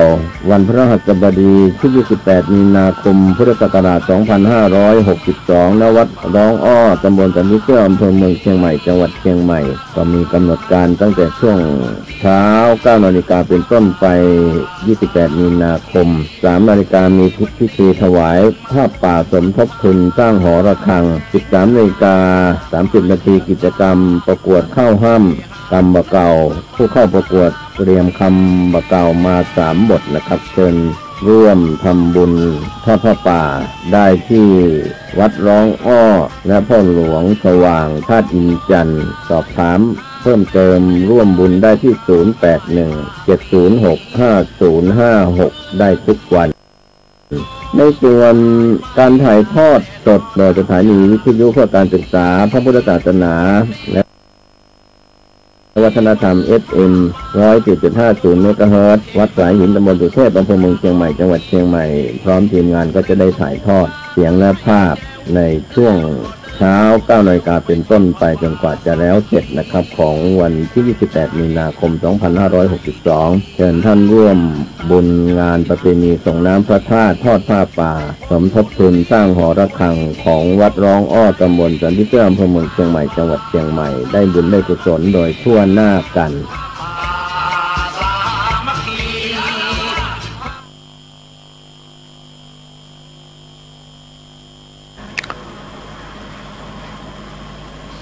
ธรรมะของผู้ที่เป็นครอบหัวคอเฮือนโดยเฉพาะสามีภรรยาผู้ที่เป็นพ่อเป็นแม่เป็นหัวหน้าครอบครัวเป็นหัวหน้าบ้านจะต้องนำมาปฏิบัติเพื่อเป็นตัวอย่างให้แก่ลูกแก่หลานเปิ้นก็เลยบอกไว้ว่าธรรมะของผู้ที่เป็นสามีและภรรยาพึงนำปฏิบัตินำปฏิบัติเป็นกิจวัตรประจำวันนะยกย่องนับถือซึ่งกันและกันตึงผัวตึงเมียเกียรติซึ่งกันและกันบ่ดูหมิ่นกันบ่ดีนอกอกนอกใจกันและกันผู้เป็นสามีควรมอบความเป็นใหญ่ในบ้านผู้ที่เป็นภรรยาการยกย่องซึ่งกันและกันบริหารจัดการงานบ้านงานจอง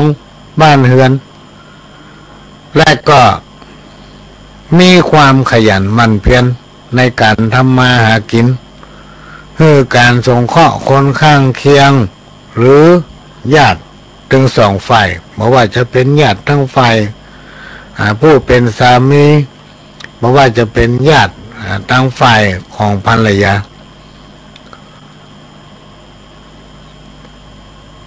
ลดของคำสั่งสอนในทางพระพุทธศาสนาปู่ย่าตายายครูบาอาจารย์โบราณนักปราชญ์ราชบัณฑิตเพิ่นกล่าวว่าเป็นยาปลอบจิต พระธรรมอันเป็นคำสั่งสอนขององค์พระสัมมาสัมพุทธเจ้าเป็นเสมือนน้ำทิพย์ชะล้างความโศกเศร้าความมองจิตมางใจพระภิกษุสงฆ์สามเณรครูบาอาจารย์เปิ่นทำหน้าที่เป็นจิตแพทย์เยียวยารักษาใจวัดวาอารามเป็นสถานที่สงบร่มเย็น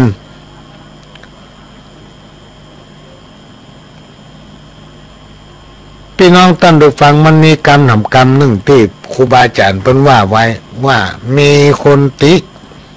เพื่อก่อเหมือนเฮามีบ่อทองคำมีความเพียรอยู่ตั้งหลังมีความหวังอยู่ตั้งหน้าคนเฮาทุกคนพี่น้องท่านดูฟังจะต้องมีความหวังโบราณครูบาอาจารย์มักจะกล่าวอยู่เสมอว่าคนในผู้ใดเสาะสตางค์ได้สี่แต่เวลาใจห้าเสาะได้มาสี่กับใจห้าเหมือนกับว่าเสาะมาได้10ใจสาวเนี่ยคนผู้นั้นก็มีความจำเป็นที่ต้องมีกระเป๋า ครูบาอาจารย์เพิ่นฝากไว้เงินคำว่าเงินหรือว่าแก้วแหวนเงินคำเป็นยอดปรารถนาของคนเฮาทุกคนนะคำว่าแก้วแหวนเงินคำเนี่ยเป็นสิ่งที่คนเฮาทุกคนปรารถนาแก้วแหวนเงินคำเป็นสิ่งที่มีอิทธิพลเหนือสิ่งอื่นใดแก้วแหวนเงินคำเป็นสิ่งที่ทำให้คนเฮามีความสุขได้และก็มีความทุกข์ได้แก้วแหวนเงินคำเป็นประดุจดังแก้วสารพัดนึกแก้วแหวนเงินคำเป็นสิ่งที่ทำให้คนเฮาได้รับผลตามความปรารถนา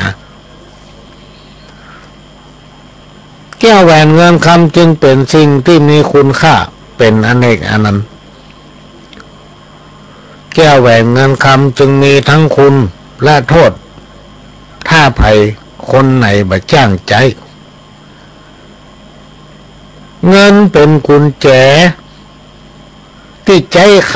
และเปิดได้ทุกประตูเงินเป็นสิ่งที่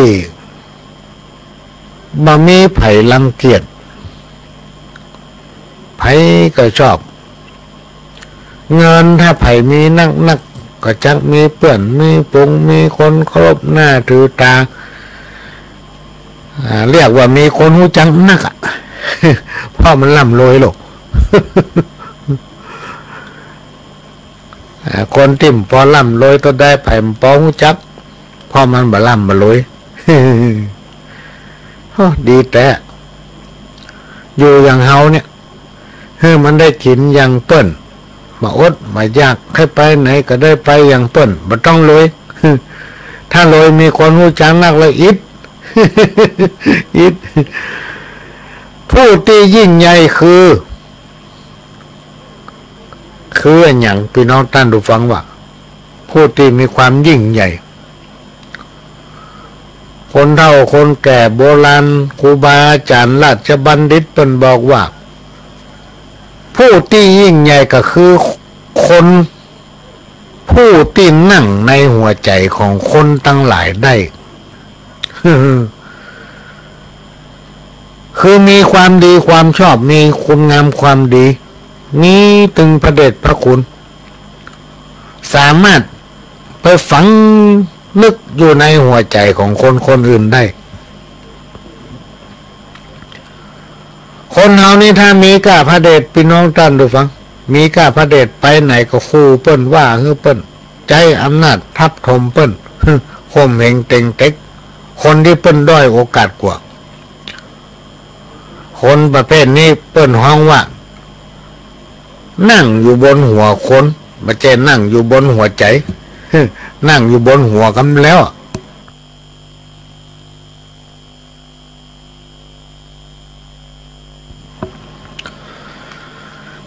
ที่ฉลาด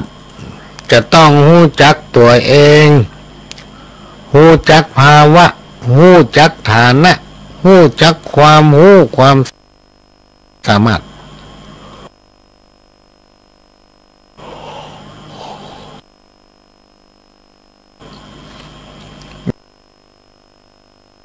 ยอมรับฐานะของคนในสังคมชุมชนที่ตนอยู่อาศัยรู้จักเชื่อฟังมีความอดทนมีความเชื่อมั่นในประสบการณ์รวมไปถึงรู้จักการสร้างสรรค์รู้จักการปรับปรุงรู้จักการแก้ไขและมีความปรารถนาดีต่อผู้อื่นทุกคนรู้จักและยอมรับเข้าใจในผู้อื่นคนนั้นเป็นห้องว่าเป็นยอดคนกรรมโบราณมาเก่าเป็นว่าไว้ทำกรรมหนึ่งได้เงาอย่าลืมล่มได้ผมอย่าลืมเสื้อได้เสื้ออย่าลืมใส่ถ้าไผ่ได้เป็นใหญ่เป็นโตมียศถาบรรดาศักดิ์หรือว่าจู่ๆก็ล่ำรวยขึ้นมาถูกหวย แจ็คพอตนี่นะขออย่างเดียวจะไปลืมเพื่อนลืมฝูงจะไปลืมปี่ลืมน้องคนลืมคนนี่บดีพี่น้องท่านผู้ฟังบดีแต่ถ้าไผ่ไปเชื่อลองสังเกตก่อนคนที่อากตัญญูรู้จักคุณคนมันจึงบดีแม้นว่าเขาจะมีแก้วแหวนเงินทองเป็นล้านๆมีที่ให้ที่นาที่บ้านที่จองจนสุดหูสุดตามีรถเป็น10เป็น20กันสตางค์เต็มกระเป๋าตึงวันแต่เฮาเป็นคนอากตัญญูบ่ฮู้จักบุญคุณไผ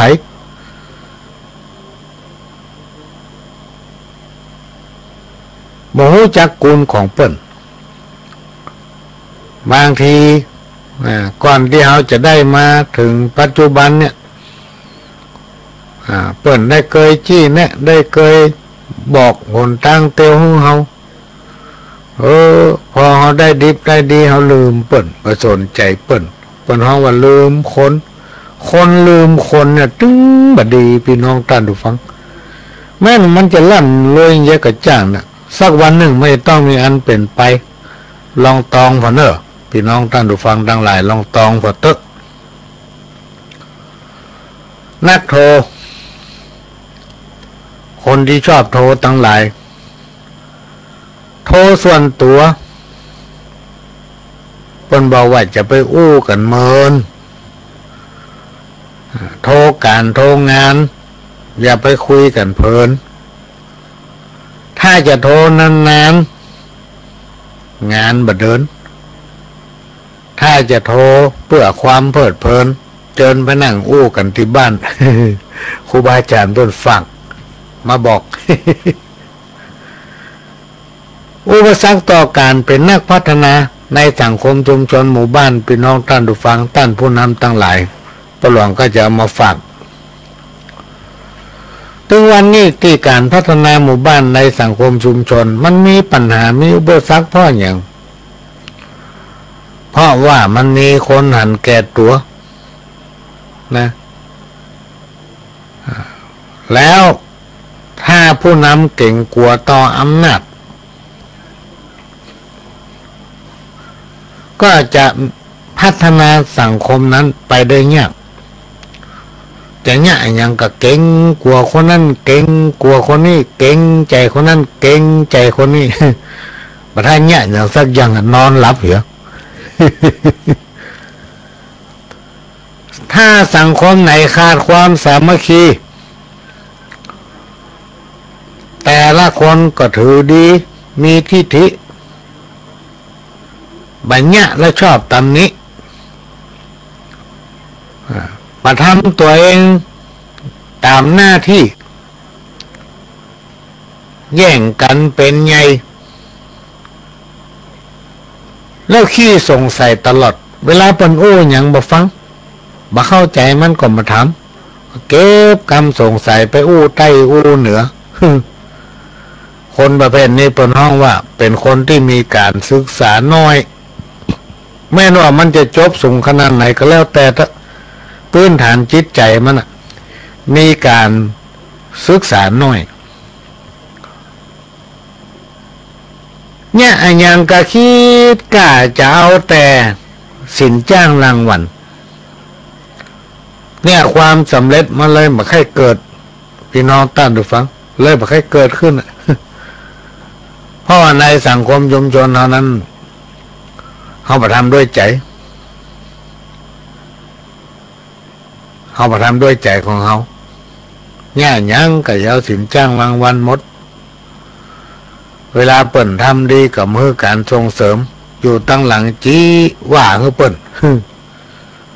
เวลาเปิ่นห้องประชุมบางเตือกกับไปบางเตือกกับไปถ้าไปกับมานั่งตั้งหน้านั่งตั้งหลังมันก้มหน้าอย่าง เปิ่นว่าไผมีปัญหาจะถามไผบ่เข้าใจไหนถามดักปิ้งบอกกองเปิ่นเลิกแล้วปิกไปบ้านมือกระแล่งแอวปดโร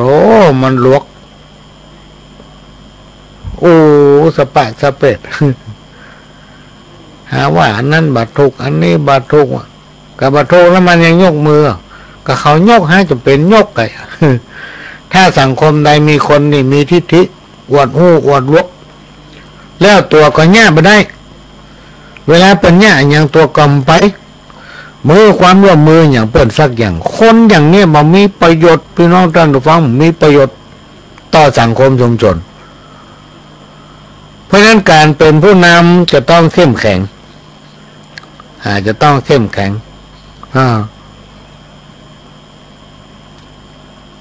ผู้ที่จะมาแสดงความคิดเห็นมันก็ต้องมีเหตุมีผลไม่ใช่ว่าเอาทิฏฐิของตัวเก่าเอาขี้ข้างตัวเก่าเข้าถูคือคนอื่นเปิ้นฟังหมดแม่นก็หิงว่าแม่นก็หิงว่าน่ะ คนประเภทนี้พี่น้องท่านผู้ฟังถ้าอยู่ในนักแผ่นดินพอเวลาเปิ้นทำบ่ทำเปิ้นเนี่ยอย่างมันก็มาเนี่ยเปิ้นขอความคิดเห็นมันก็มาคิดมันก็มาแสดงมันมีอย่างที่ไปเสนอต่อหน้าคนหลายต่อหน้าคนเนี่ยการทำงานนี่มันดักหนีเว้นเปิ้นเนี่ยแล้วเตียวมาละเป็นคนที่หันแก้ตัวชอบเอาเปรียบคนอื่นบาปบุญคุณโทษมีพี่น้องท่านผู้ฟังกรรมเดียวมันจะลงทัน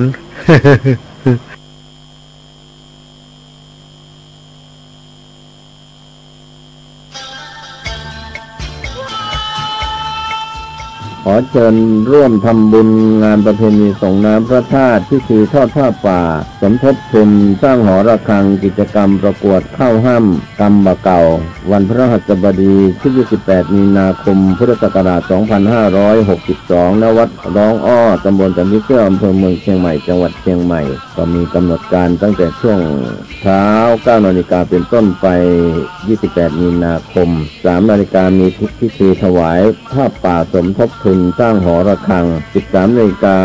30 นาทีกิจกรรมประกวดข้าวห้ำกำบะเก่าผู้เข้าประกวดเตรียมคำบะเก่ามา3 บทนะครับเชิญร่วมทำบุญทอดผ้าป่าได้ที่วัดร้องอ้อและพ่อหลวงสว่างธาตุอินจันทร์สอบถามเพิ่มเติมร่วมบุญได้ที่ 0817065056 ได้ทุกวันในส่วนการถ่ายทอดสดโดยสถานีวิทยุเพื่อการศึกษาพระพุทธศาสนา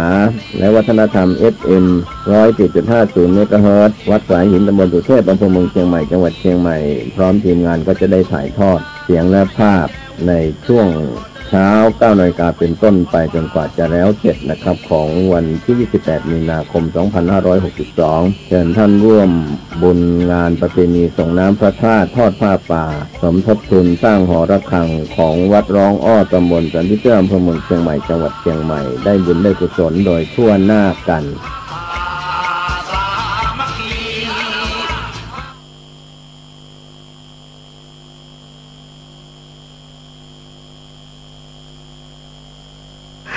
ลงทันคนที่ว่านี่นะ จะพักใส่น้ำสักกำเนอะก็จะเปิดรายการเก้าตะวันให้ฟังสักแป๊บหนึ่งพี่น้องกันฟังเชิญครับ วันศุกร์หน้านี่ไม่ได้ไปกันเนอะพี่น้องกันฟังเรื่องจากว่าพระหลวงจะต้องไปประชุมสัมมนาที่กรุงเทพ ได้ตกอยู่ในอำนาจ ก็จะเดินทาง ของราคะต่าง วันที่สอง มักจะลืมตัวลืมตนแม้นจะสลัดสักเท่าใดก็อาจจะกลายเป็นคนเหงาได้พี่น้องท่านผู้ฟังนี่พระพุทธองค์ทรงคิดค้นหลักการรวมไปถึงวิธีการต่อสู้กับเหตุที่จะเกิดขึ้นกับชีวิตประจำวันโดยบัญญัติเป็นหลักธรรมบทต่างๆไว้เพื่อเป็นแนวทางให้คนเฮาทั้งหลายได้ยึดไว้เป็นแนวทางแห่งการดำรงชีวิตถ้าทำดีก็ย่อมจะได้ดีถ้าเฮาทำบดีก็ย่อมจะได้ความบดีนั้นอันนี้คือสัจธรรมที่คนเฮาทั้งหลายจะต้องพบปะและก็หลีกเลี่ยงบ่ได้ธรรมะอันเป็นคำสั่งสอนขององค์พระสัมมาสัมพุทธเจ้าสอนให้คนมนุษย์เอาหู้จักประพฤติปฏิบัติตนในทางที่ดีในชีวิตประจำวัน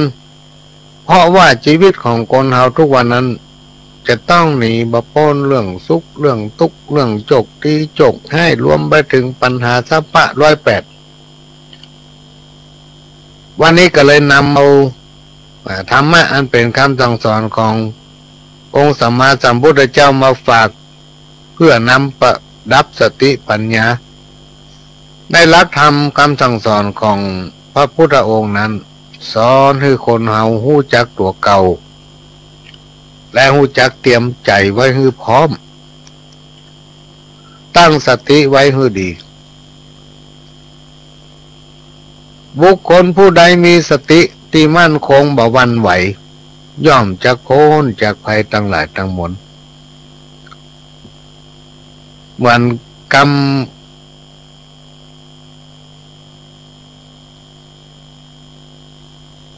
ที่เป็นโคงเป็นก้อนกรรมที่มันเป็นข้าวที่เป็นแต่งเพื่อมันสอดคล้องเข้ากัน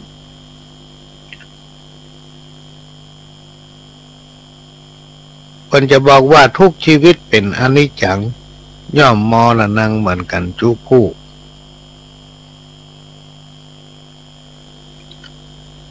บ่มีไผจังมาต่อสู้กับโจมประบาลตั้นเต้า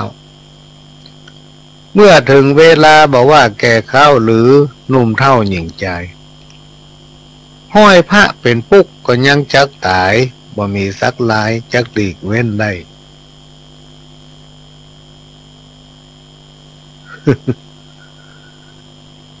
ปูปลายังน้ำบ่ห่อนนี่หนองแคบหมูหนังปองบ่อยู่เมืองใต้คนบาปป่าลาบ่ห่อนดีใกล้ควรห่างไปแสนลี้ต่อหน้าทำดีรับหลังแจ้งจี้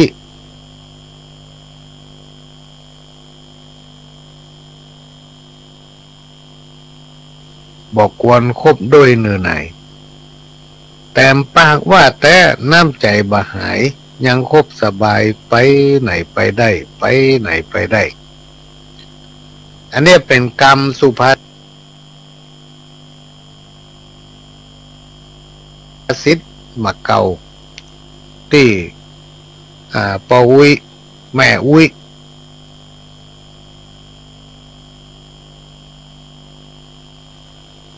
เปิ้นแต้มเปิ้นเขียนไว้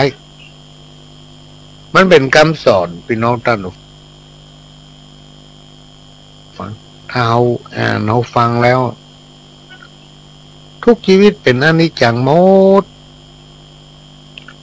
มันมีอย่างที่จีรังยั่งยืนพี่น้องท่านผู้ฟังมีเกิดแล้วก็มีตาย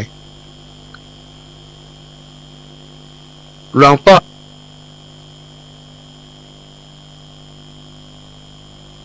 เวลาเปิ้นไปแสดงธรรมที่ไหนเปิ้นจะบอกว่าสิ่งที่จะเกิดขึ้นกับตัวเฮานั้นมีอยู่3ประการอันแรกก็คือความเป็นมาเบื้องต้นแล้วก็เปลี่ยนแปลงในท่ามกลางแล้วก็แตกสลายไปในที่สุด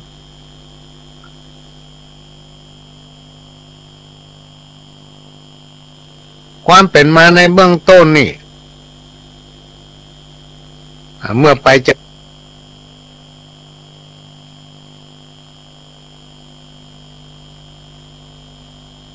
ยังหายได้2-3 วันผ่านมานี่ก็มาอู้ถึงความเป็นมาเบื้องต้นให้เราอ่อนฟังว่าก่อนที่เขาจะมาเกิดเป็นคนเนี่ยจิตวิญญาณเขาเนี่ยล่อนเล่ไปเลย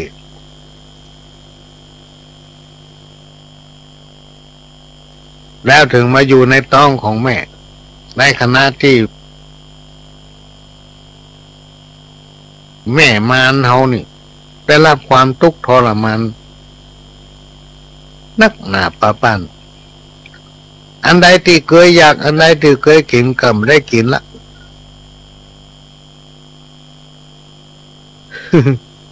อันใดที่เปิ้นว่าล้ำก็ไม่ได้กินละพ่ออย่างพ่อกลัวลูกในท้องเจ็บเป็นอย่างในท้องบุญกลัวลูกไม่ได้เกิดกลัวลูกบาสบายอยู่ในท้องเป็นห่วงยิ่งมีท้องใหญ่ขึ้นก็ซ้ำลำบากนักที่สุดเลยไปไหนมาไหนก็ลำบากโดยเฉพาะเวลานอนเนี่ยแม่มานี่มันนอนได้2 เพิกอโลพี่น้องท่านผู้ฟังนอนตะแคงเพิกใต้กับนอนตะแคงเพิกขวานั่นนะลองนอนหงายกับมันหายใจบ่ออกอิด เขาเถียงว่าเนี่ยอย่างมันเคยมาไหนลูก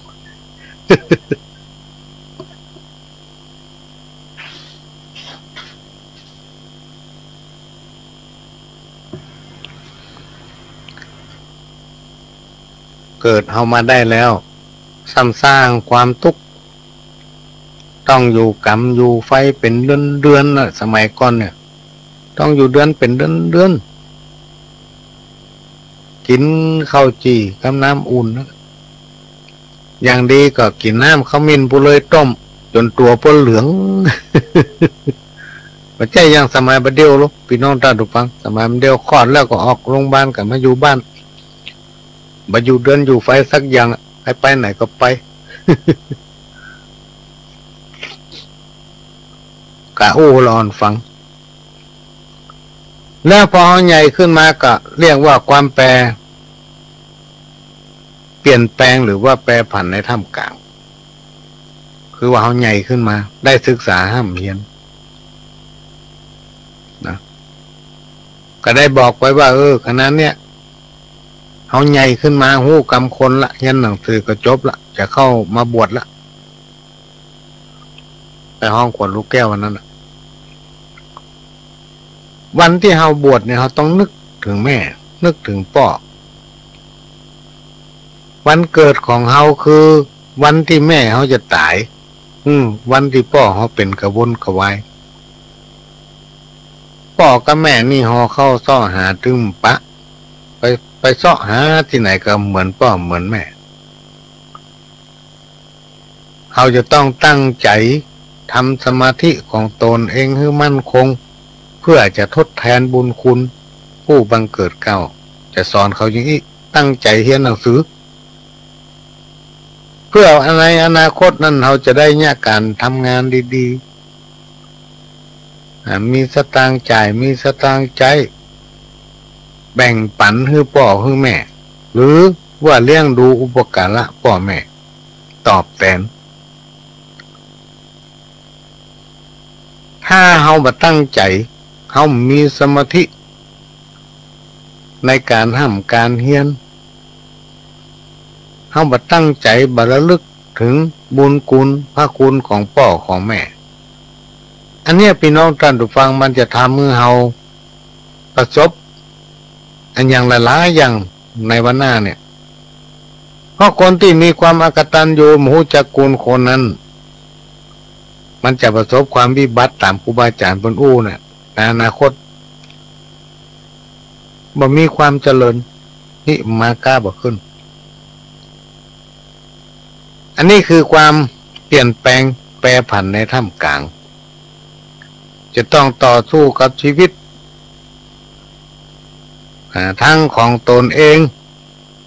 และก็ปกป้องผู้บังเกิดเกล้ารวมไปถึงครูบาอาจารย์และก็เป็นคนดีของบ้านของเมืองของสังคมชุมชนเมื่อเขาตายไปเพิ่งก็ได้เล่าลือ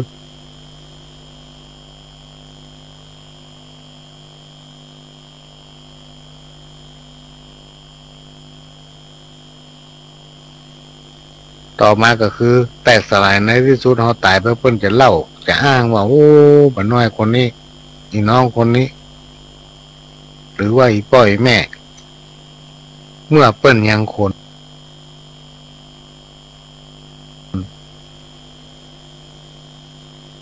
อันเนี้ยเป็นสิ่งที่เฮาทั้งหลายจะต้องคิดและก็ร่วมกันนำปฏิบัติพี่น้องท่านผู้ฟังทั้งหลายสร้างแต่กรรมดีเพราะว่าคนเฮานั้นอายุบ่ถึง100บ่เหมือนทุกคนก็ต้องตายมากันหมดเฮาฮู้ก็วันเฮาเกิดวันที่นั้นวันที่นี้ฮู้กับวันนี้วันพุกนี่ไผบ่ฮู้สักคนไผบ่ฮู้สักคนวันพุกมันจะเป็นได้วันฮื้อมันจะเป็นได้เอาจะไปคิดว่าเดี๋ยวนี้อายุเฮายังหนุ่มอยู่อายุเฮายังน้อยอยู่มันเริ่มเจ็บเป็นหยังไปคิด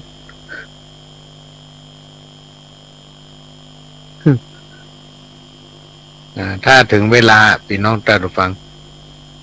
สิ่งที่บ่คาดคิดมันมักจะเกิดขึ้นอยู่เสมอเพราะนั้นบ่ควรประมาทในชีวิตบ่ควรประมาทในวันนี้บ่ควรประมาทในวันพรุ่งเพราะว่าเวลาเนี่ยมันล่วงเลยไปอายุสังขารเขาก็แก่ไปปีเดือนวันมันวุ่ยคนทุกคนจนคนมั่งคนมีคนดีคนให้ก็จะต้องมอดไหม้กลายเป็นดินเหมือนกันหมดเหมือนกรรมโบราณที่เพิ่นว่าแม่นทุพระตั้นผู้ทรงศีลยังม้วยจีวินนอนตายพร้อมหน้าหลอนเอาอันอย่างปุ้ยแม่ป้าแม่นแผ่นพระสุธาอย่างมากบาหินบาพาก้อนเต้าหัวจ้างยังหู้แต่งมากเป็นหวยฮิหากันไปเตอะบ่ต้องไปขอยกันเงินของเต้าดอยเนี่ยเอาไปบัดได้พี่น้องท่านผู้ฟังบัดได้อย่างไปสักอย่างเพราะฉะนั้นเอาหัวมันได้อย่างไปสักอย่างเนี่ยก็ให้ทำความดีไว้เพื่อลูกเพื่อหลานจะได้นำมาไปปฏิบัติสั่งสอนลูกหลานให้เป็นคนมีจิตใจกว้างขวางเพื่อแผ่จะไปให้เขาหันแก่ตัวมันขึ้นอยู่กับผู้ปกครองที่ดูแลละอ่อนเขาจะดัดเข้าไปทางใดก็ได้หมด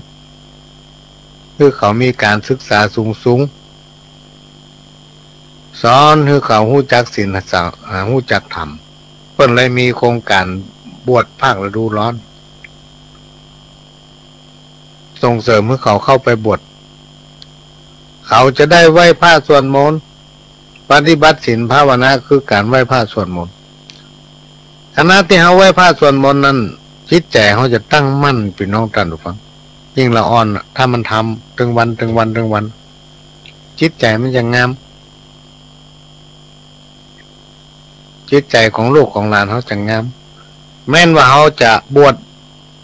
บักกี่วันอาจจะบวชเดือนหนึ่งกา2 เดือนกา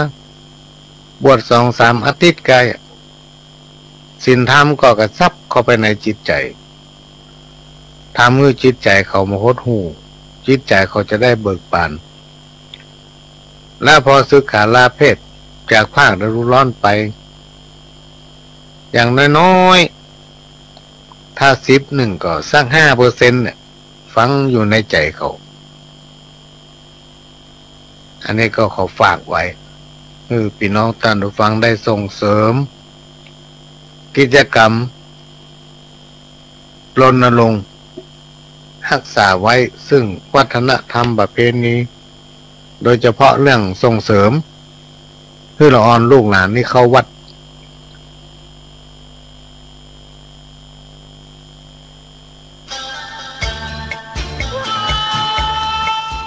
ขอเชิญร่วมทำบุญงานประเพณีส่งน้ำพระธาตุที่คือทอดผ้าป่าสมทบทุนสร้างหอระฆังกิจกรรมประกวดเข้าห้ำกำบะเก่าวันพฤหัสบดีที่28 มีนาคมพุทธศักราช 2562 ณ วัดร้องอ้อตำบลสันติเสื้ออำเภอเมืองเชียงใหม่จังหวัดเชียงใหม่ก็มีกำหนดการตั้งแต่ช่วงเช้า 9 นาฬิกาเป็นต้นไป 28 มีนาคม 3 นาฬิกามีพิธีถวายผ้าป่าสมทบทุนสร้างหอระฆัง 13:30 นาทีกิจกรรมประกวดเข้าห้ำกำบะเก่าผู้เข้าประกวดเตรียมคำบะเก่ามา3 บทนะครับเชิญร่วมทำบุญทอดผ้าป่า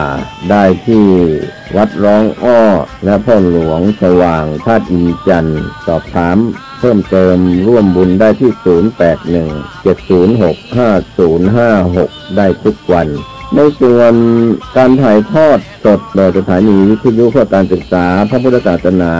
และวัฒนธรรม FM 107.50 เมกะเฮิรตซ์วัดสายหินตำบลสุเทพอำเภอเมืองเชียงใหม่จังหวัดเชียงใหม่พร้อมทีมงานก็จะได้ถ่ายทอดเสียงและภาพในช่วงเช้า 9 นาฬิกาเป็นต้นไปจนกว่าจะแล้วเสร็จนะครับของวันที่ 28 มีนาคม 2562 เชิญท่านร่วมบุญงานประเพณีส่งน้ำพระธาตุทอดผ้าป่าสมทบทุนสร้างหอระฆังของวัดร้องอ้อตำบลสันติเสื้ออำเภอเมืองเชียงใหม่จังหวัดเชียงใหม่ได้บุญได้กุศลโดยทั่วหน้ากัน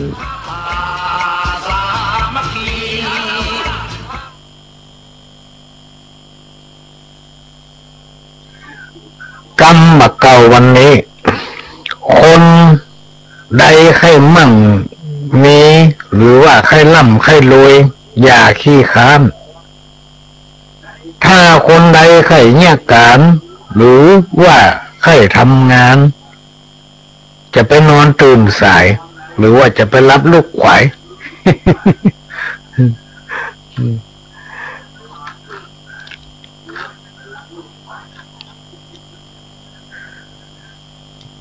กรรมห้ามกรรมเก่าคนเฮามนุษย์เกิดแต่ตายหาที่สบายที่ไหนบ่ได้มัจจุราชกรรมจังนำมาใกล้จะตายวันใดบ่ฮู้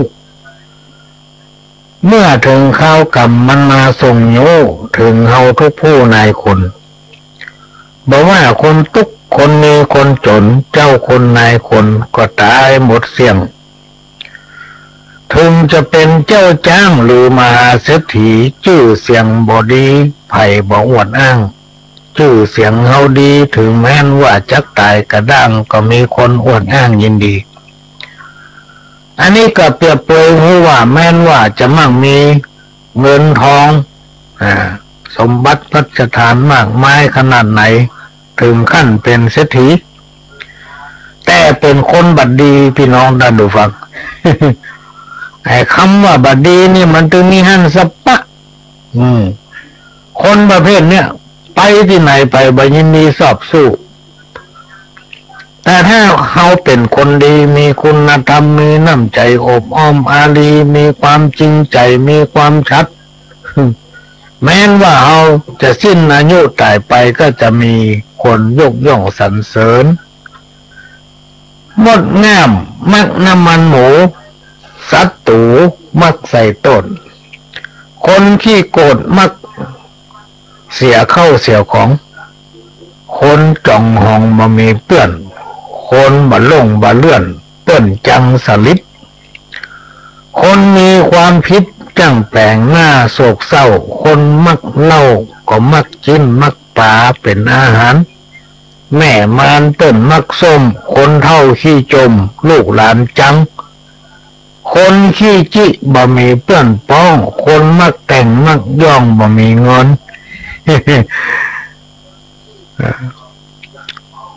ที่ใดเปิ้นบ่เจิมบ่ควรดีไปบ่ โลภการโลภงานจักได้เป็นดีโลภอิทธินาลีมีเมียหลายคนนี่จะได้เป็นขี้ข้าโลภเสื้อโลภผ้าจังวินาศสิบหายเลี้ยงหมูหลายเพิ่นว่าจะตายเป็นขี้เปี้ย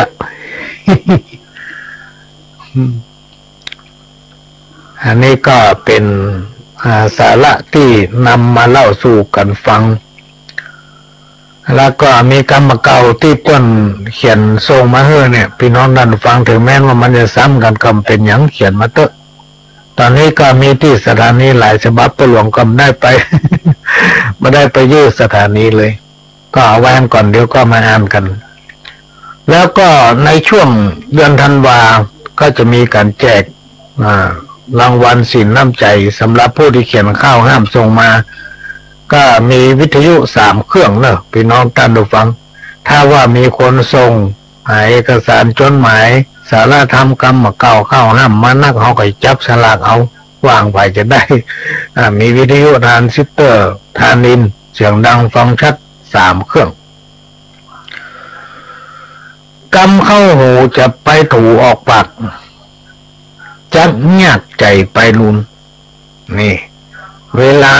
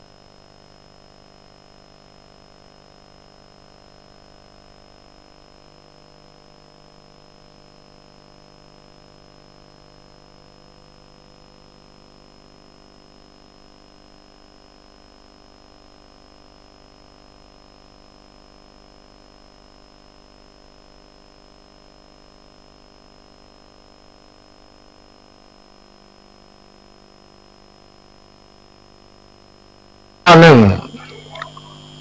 ผัวมันนับถือเมียแก้วแหวนเงินคำเต็มกระสอบกระเสี่ยงเมียมันนับถือผัวแก้วแหวนเงินคำกล่องเต้าหัวก็หมดผัวกับเมียหรือสามีภรรยาต้องเข้าใจซึ่งกันและกันมีความเคารพนับถือซึ่งกันและกันถึงจะมีชีวิตครอบครัวอยู่เย็นเป็นสุขและก็ยืนยาวกรรมโบราณทำกรรมหนึ่งพี่น้องท่านผู้ฟังที่เป็นคติเป็นนายฮือฮักหมู่ถ้าเป็นปู่ฮือฮักหลานเป็นผู้รักผู้ใหญ่ผู้เฒ่าผู้แก่จะไปมัวเมาอำนาจ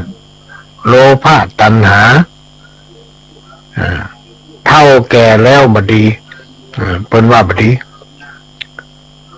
เป็นหัวหน้าเป็นเจ้าเป็นนายเนี่ยจะต้องรู้จักฮักลูกน้องดูแลและก็สั่งสอนให้ลูกน้องของตนเองเป็นคนดีจะไปมัวเมาอำนาจเอารัดเอาเปรียบผู้ที่ด้อยโอกาสกวดตนวางตัวให้เป็นตัวอย่างแก่คนอื่นเพื่อเขาจะได้นำไปปฏิบัติปลาตัวหลวงจั่งตายน้ำตื้นคนที่อวดว่าตัวเองฉลาดมักจะพลาดเสมอ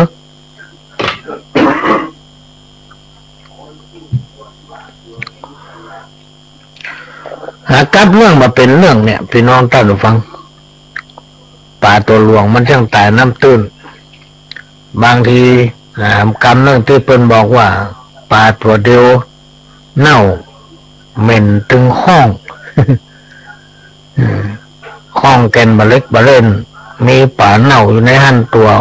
เหม็นเน่าถึงห้องเหมือนกับตองเนี่ยพี่น้องได้หรือฟังตองดีๆสะอาดเอาไปห่อป่าเน่า มันก็เหม็นเน่าป่าติดตองน่ะ ทำผิดคนเดียวทำให้พี่ให้น้องญาติมิตรบริวารต้องพลอยเสียหายไปตัวกับเรื่องไม่ใช่เรื่องโบราณเพิ่นนึงบอกว่าบดีอ้อยเข้าปั่นผีบดีเอาเศษลูกเศรษฐีมาเป็นลูกมีความหมายว่าการแบ่งปันอาหารหรือของกินของใจให้กับคนบดีหรือว่าคนหายคนที่มันมีความกตัญญูบ่ฮู้จักคุณไผเนี่ยถ้าเอาให้การช่วยเหลือมันต่อมาภายหลังมันอาจจะปิกมาทำร้ายเรา จะพาลูกคนรวยมาเลี้ยงเอาลูกคนรวยมาเลี้ยงมันเคยอยู่ยังสบายพี่น้องได้ฟังอยากยังก็ได้ใครกินนี่ก็กินใครไปไหนก็มันก็ไปแล้วฐานะเอาหมกค่อยดีตัวใดเอาลูกเศรษฐีมาเลี้ยงตายก็ตาย พอเลี้ยงมันได้กันเดียวมันหนีไปไอ้เสียบดีแกว่งตีนหาน้ำหรือว่าบดีแกว่งตีนหาเสี้ยนจะไปแกว่งตีนหาน้ำก็คือบุคคลไปยุ่งกับเรื่องราวของคนอื่นที่มันไม่ใช่เรื่องของเรามันจะทำให้เรานั้นเดือดร้อนเปื้อนกินหาง่ายเปื้อนตายหายากเปื้อนดีเปื้อนแท้ที่ฮือการอนุเคราะห์ช่วยเหลือกันในยามประสบความทุกข์ยากเดือดร้อนหรือว่าประสบความลำบากมันหายากส่วนเพื่อนที่คอยร่วมสุขร่วมทุกข์ร่วมสนุกสนานเนี่ยมีนักพี่น้องดันฟัง เพื่อนเจ้าคบหาสักกี่คนก็ได้แต่เพื่อนตายนั้นบ่มีเพื่อนกินนี่มีเปลือกพอมีปัญหาขึ้นมานี่หายเสียหมด มีคำโอ้ทำคำโอ้หนึ่งที่ครูบาอาจารย์เป็นโอ้ในคณะนั่งสนทนากันว่าคนใดคิดว่าตัวเก่าลุกคนนั้นคือคนเหงาคนที่คิดว่าตัวเองเหงาคนนั้นคือคนลุกคนฉลาดคนจะดีมันตึงดีแต่ผ้าอ้อมปอกคนจะวอกผมงอกเต็มหัวมันก็ตึงวอก มีทำกรรมหนึ่งที่เป็นว่าคนที่เปิ้นฉลาดเนี่ยเปิ้นบ่ดูถูกคนเหงาคนเราจะต้องพึ่งพาใส่กันสักวันหนึ่งพี่น้องท่านผู้ฟัง เปิ้นเมื่อดูถูกกันบุญญาปาละพระปอปิตามีเต้าได้จากฟังเนอลูกเต้าบนตานโล้นเรือเนื้อหัวตังเก้าเป็นสัตว์บางเงาลมพักต้นโพสไลกิ่งใบมีนักนกหนูย่อมเข้าไปนอนกุลปอ21กุลแม่12ปีตามันดอนเป็นพระผู้สร้างถ้าเลคุณเขายกเอามาจังสุดจะประมาณอ่านคิด ป้อยอมมอบกายถวายชีวิตอยู่กับแม่เจ้ามารดามีภรรยารักบุตรีบุตาต่อไปนี้นะพ่อจักขอสู้ภาระตั้งหลายพ่อจะกอบกู้จำเป็นแลดูสะปะการอยู่การกินนี่สินฐานะตั้งแต่สร้างบ้านจันก่อนลาบเดิกลูกเจ้าฮิเข้าหอมของเหือปอไหลน้องบ่มีวางเอื้อนอันนี้ก็เป็นความหมายความทุกข์ของพ่อตั้งแต่แม่ปลามานี่พ่อจะต้องทุกข์ ต้องเตาะว่าหากินต้องยะการสะปะเก็บหอมสตางค์ไว้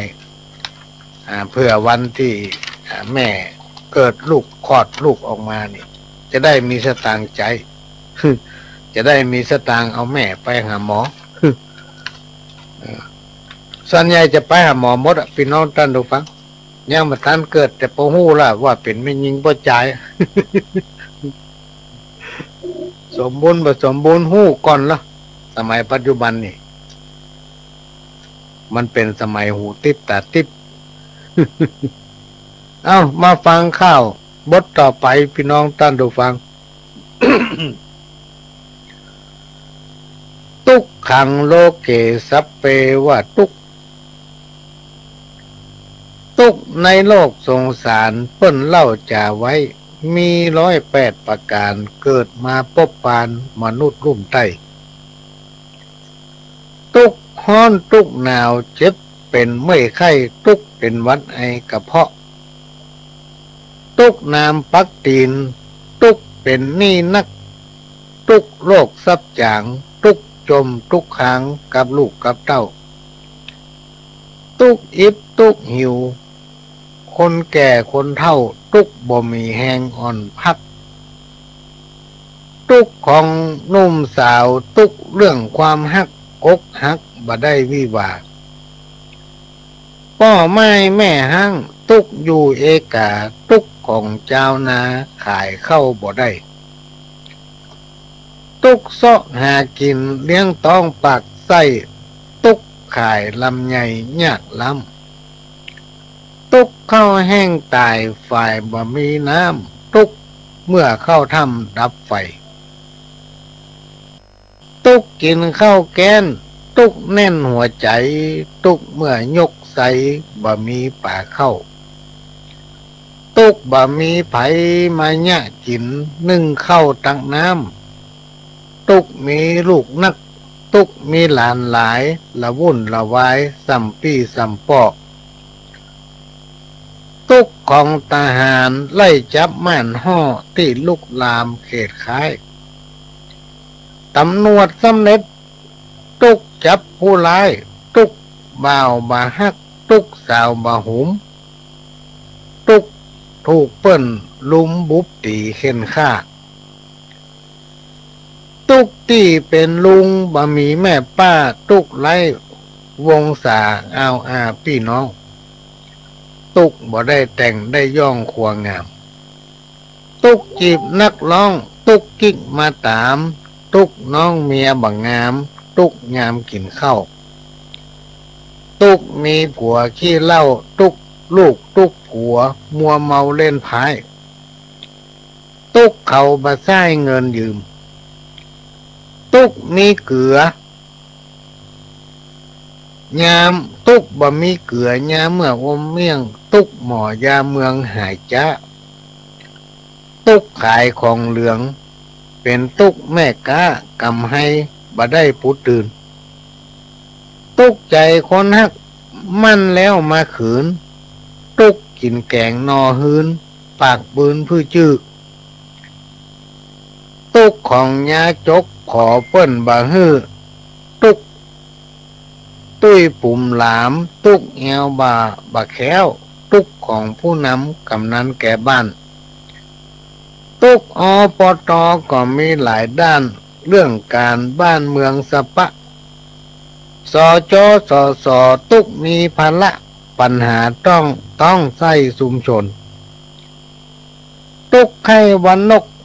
ตุกสัตว์ปีกขนเกษตรตำบลฮกเหนือล้นใต้ตุกของหมอรักษาโรคไข้แผ่ววัดไอโรคเก้าตุกคนส่งของต้องรับดึกลูกเจ้าตุกลืมมาเข้ายามแหลงตุกบะหมี่ถ้วยจอนตุกยามเมื่อกินแกงตุกบะหมี่เมียแปงตุกเหงานั่งให้พ่องตุกเป็นพ่องตุกเป็นใบตามกรรมตัวตันจวบปบ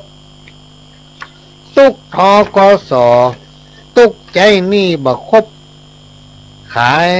เข้าบ่ได้ราคาตุกพระหน้าแรงตุกแน่นตุกหนาตุกตอนศรัทธาลืมส่งเข้าตุกไผ่ตุกมันตึงหนุ่มตึงเท่าตามกรรมคนเฮามนุษย์ตุกยามเมื่อเป็นตุ่มมืนหายาทาบ่มุดตุกยามเมื่อห่มผ้ามันขันตุกมวนปุ่งนี้ที่ว่าสักกันบ่เต้าเตรียมตันเต้าตุกตัวข้าตุกใจเป็นครูอยู่กองทัพหน้าปลูกฝังปัญญาความคิดสอนลูกสอนหลานเก่งกล้ามีฤทธิ์ฮือคิดล่ำสร้างความดีฮักพี่ฮักน้องฮักซักฮักสียาบ้ายาอีบาดีเข้าใกล้ฟังคำสั่งสอนวิงบอลเก่าจี้ฮือเว้นจากห้องอาบาย ก็พี่น้องที่สนใจจะเขียนเข้ามาในรายการก็เขียนมาได้เนอะเขียนมาได้มันเหมือนกันก็เป็นอย่างพี่น้องท่านผู้ฟังเหมือนกันก็เป็นอย่างซ้ำกันก็เป็นอย่างเขียนมาคนละที่ละต่างว่าเป็นอย่างอันนี้ก็ของแม่วิสิแก้วสิรินอันนี้เรื่องอะไรอย่างนู้นเนี่ยกำจมพญาพรหมอยู่ดีๆอย่าหนีจากไฟไปเปิ่งหิงห้อยอย่าเอี่ยวกินเหล้าอย่าเลี่ยมไปลักของวัดอย่ามัดงัวมัดควายไว้ใกล้ถนนหนทางอย่าจุพางครูบาอาจารย์และพ่อแม่อย่าแว่ดูเปิ้นเล่นการพนันอย่าผันคบคนขี้ลักอย่ามักอู้หาเรื่องพิษข้องร้องเถียงกันอย่าไปผันหาแม่เฮือนและสาวที่เป็นมีเจ้าของ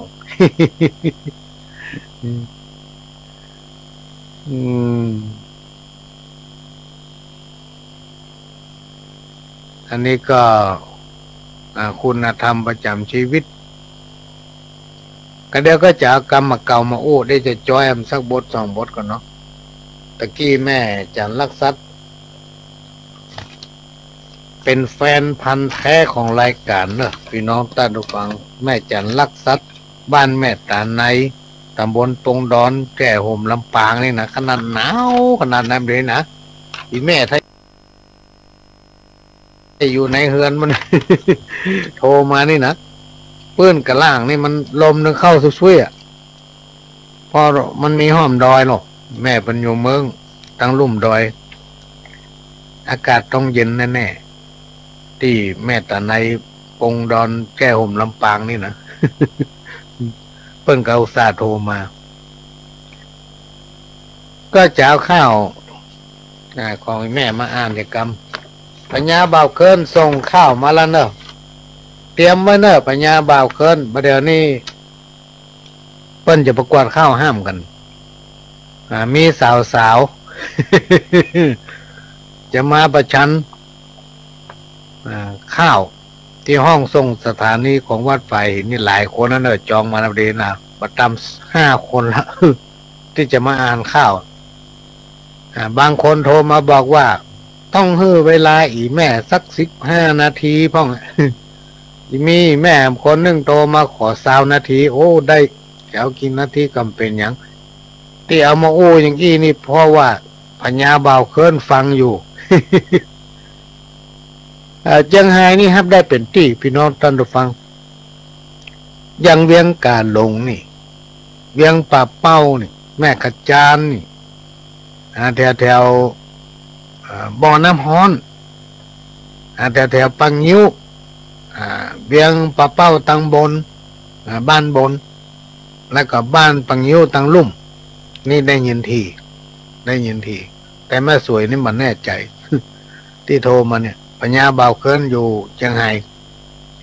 ฟังไว้เนอะตะกี้นี่เพิ่นขอเป็นวันที่19เดี๋ยวพ่อหลวงจะไปหาผู้อำนวยการก่อนถ้าบอกวันที่19กับวันที่18 2 วันเนี่ย เตรียมไว้ เสียงก็บักให้ดีพี่น้องตอนฟังถึงได้อยู่ในยังแต่ตั้งห้องส่งสถานีรถต้นมา2 รอบแล้วมาเข้าก่อนกับป้าปหลวงมาวันนี้นัดหมายกันจะดีโอ้สัมปะทำเฮาสัมปติดงาน2 งาน ปานพอโทรศัพท์สมรุทำแบบได้ใหม่แต่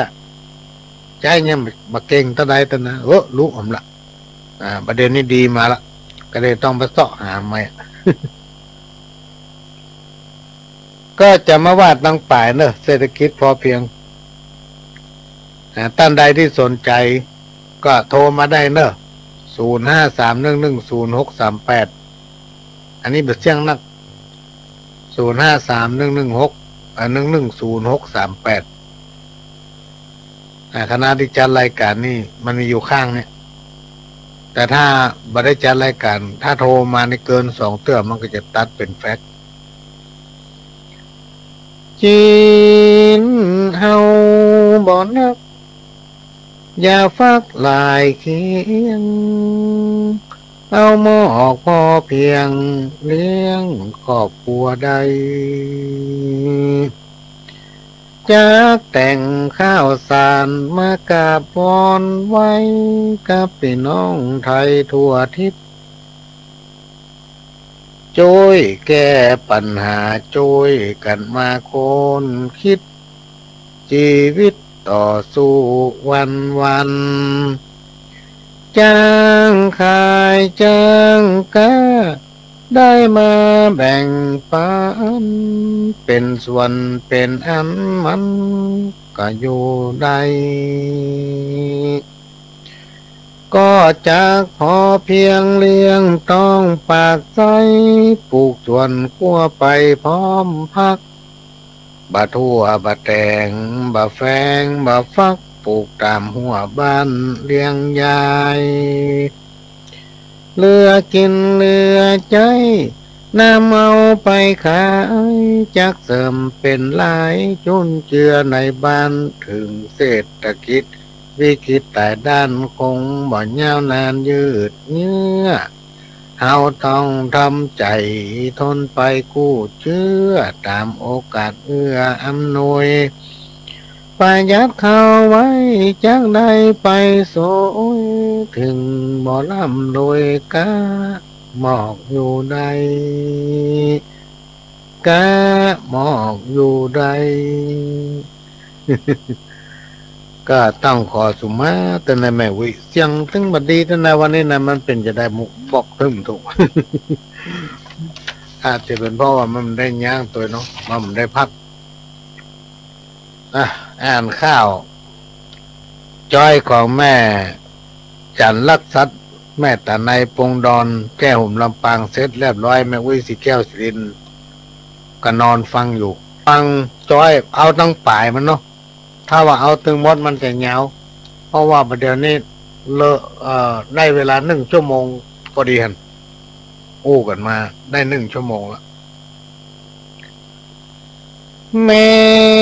นี่คืดลายตัวนายคือตื่น บอกคิดถึงบุญคุณแม่เลี้ยงแม่อุ้มหอบนายนักข้างหนองเปี้ยมแม่ก้อยหอบอุ้มเดินเตียวเลี้ยงใหญ่มาแล้วกับกลายเป็นงูเขียวบอกให้เดินเตียวมาหาแม่เจ้าแม่มาทุกข์ใจยะการตึงเท่าป้อหิวแห้งลอยอ่อนนักลูกเต้าเตรียมใจเป็นเทวทัตมาทัดขวางเฮือหนีไปแม่เลี้ยงลูกไว้หวังได้สุขใจแม่ได้กินได้ไว้ปั่นลูกเต้าบาดเดียวนี้เฮ้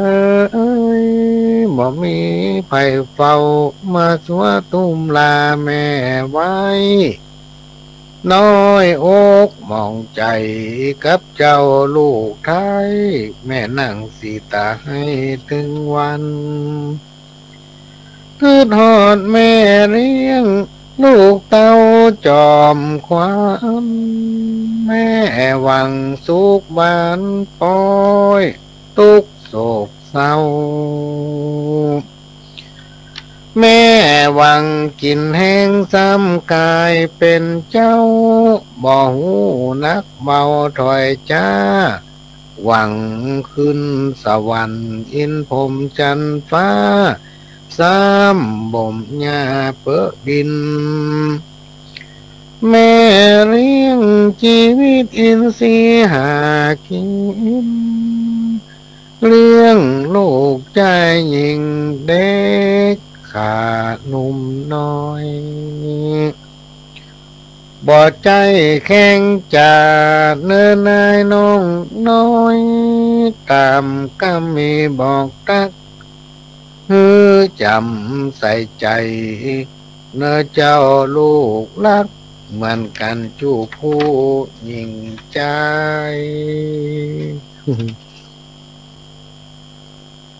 เดี๋ยวพอข้อความกันเนอะอันนี้จาก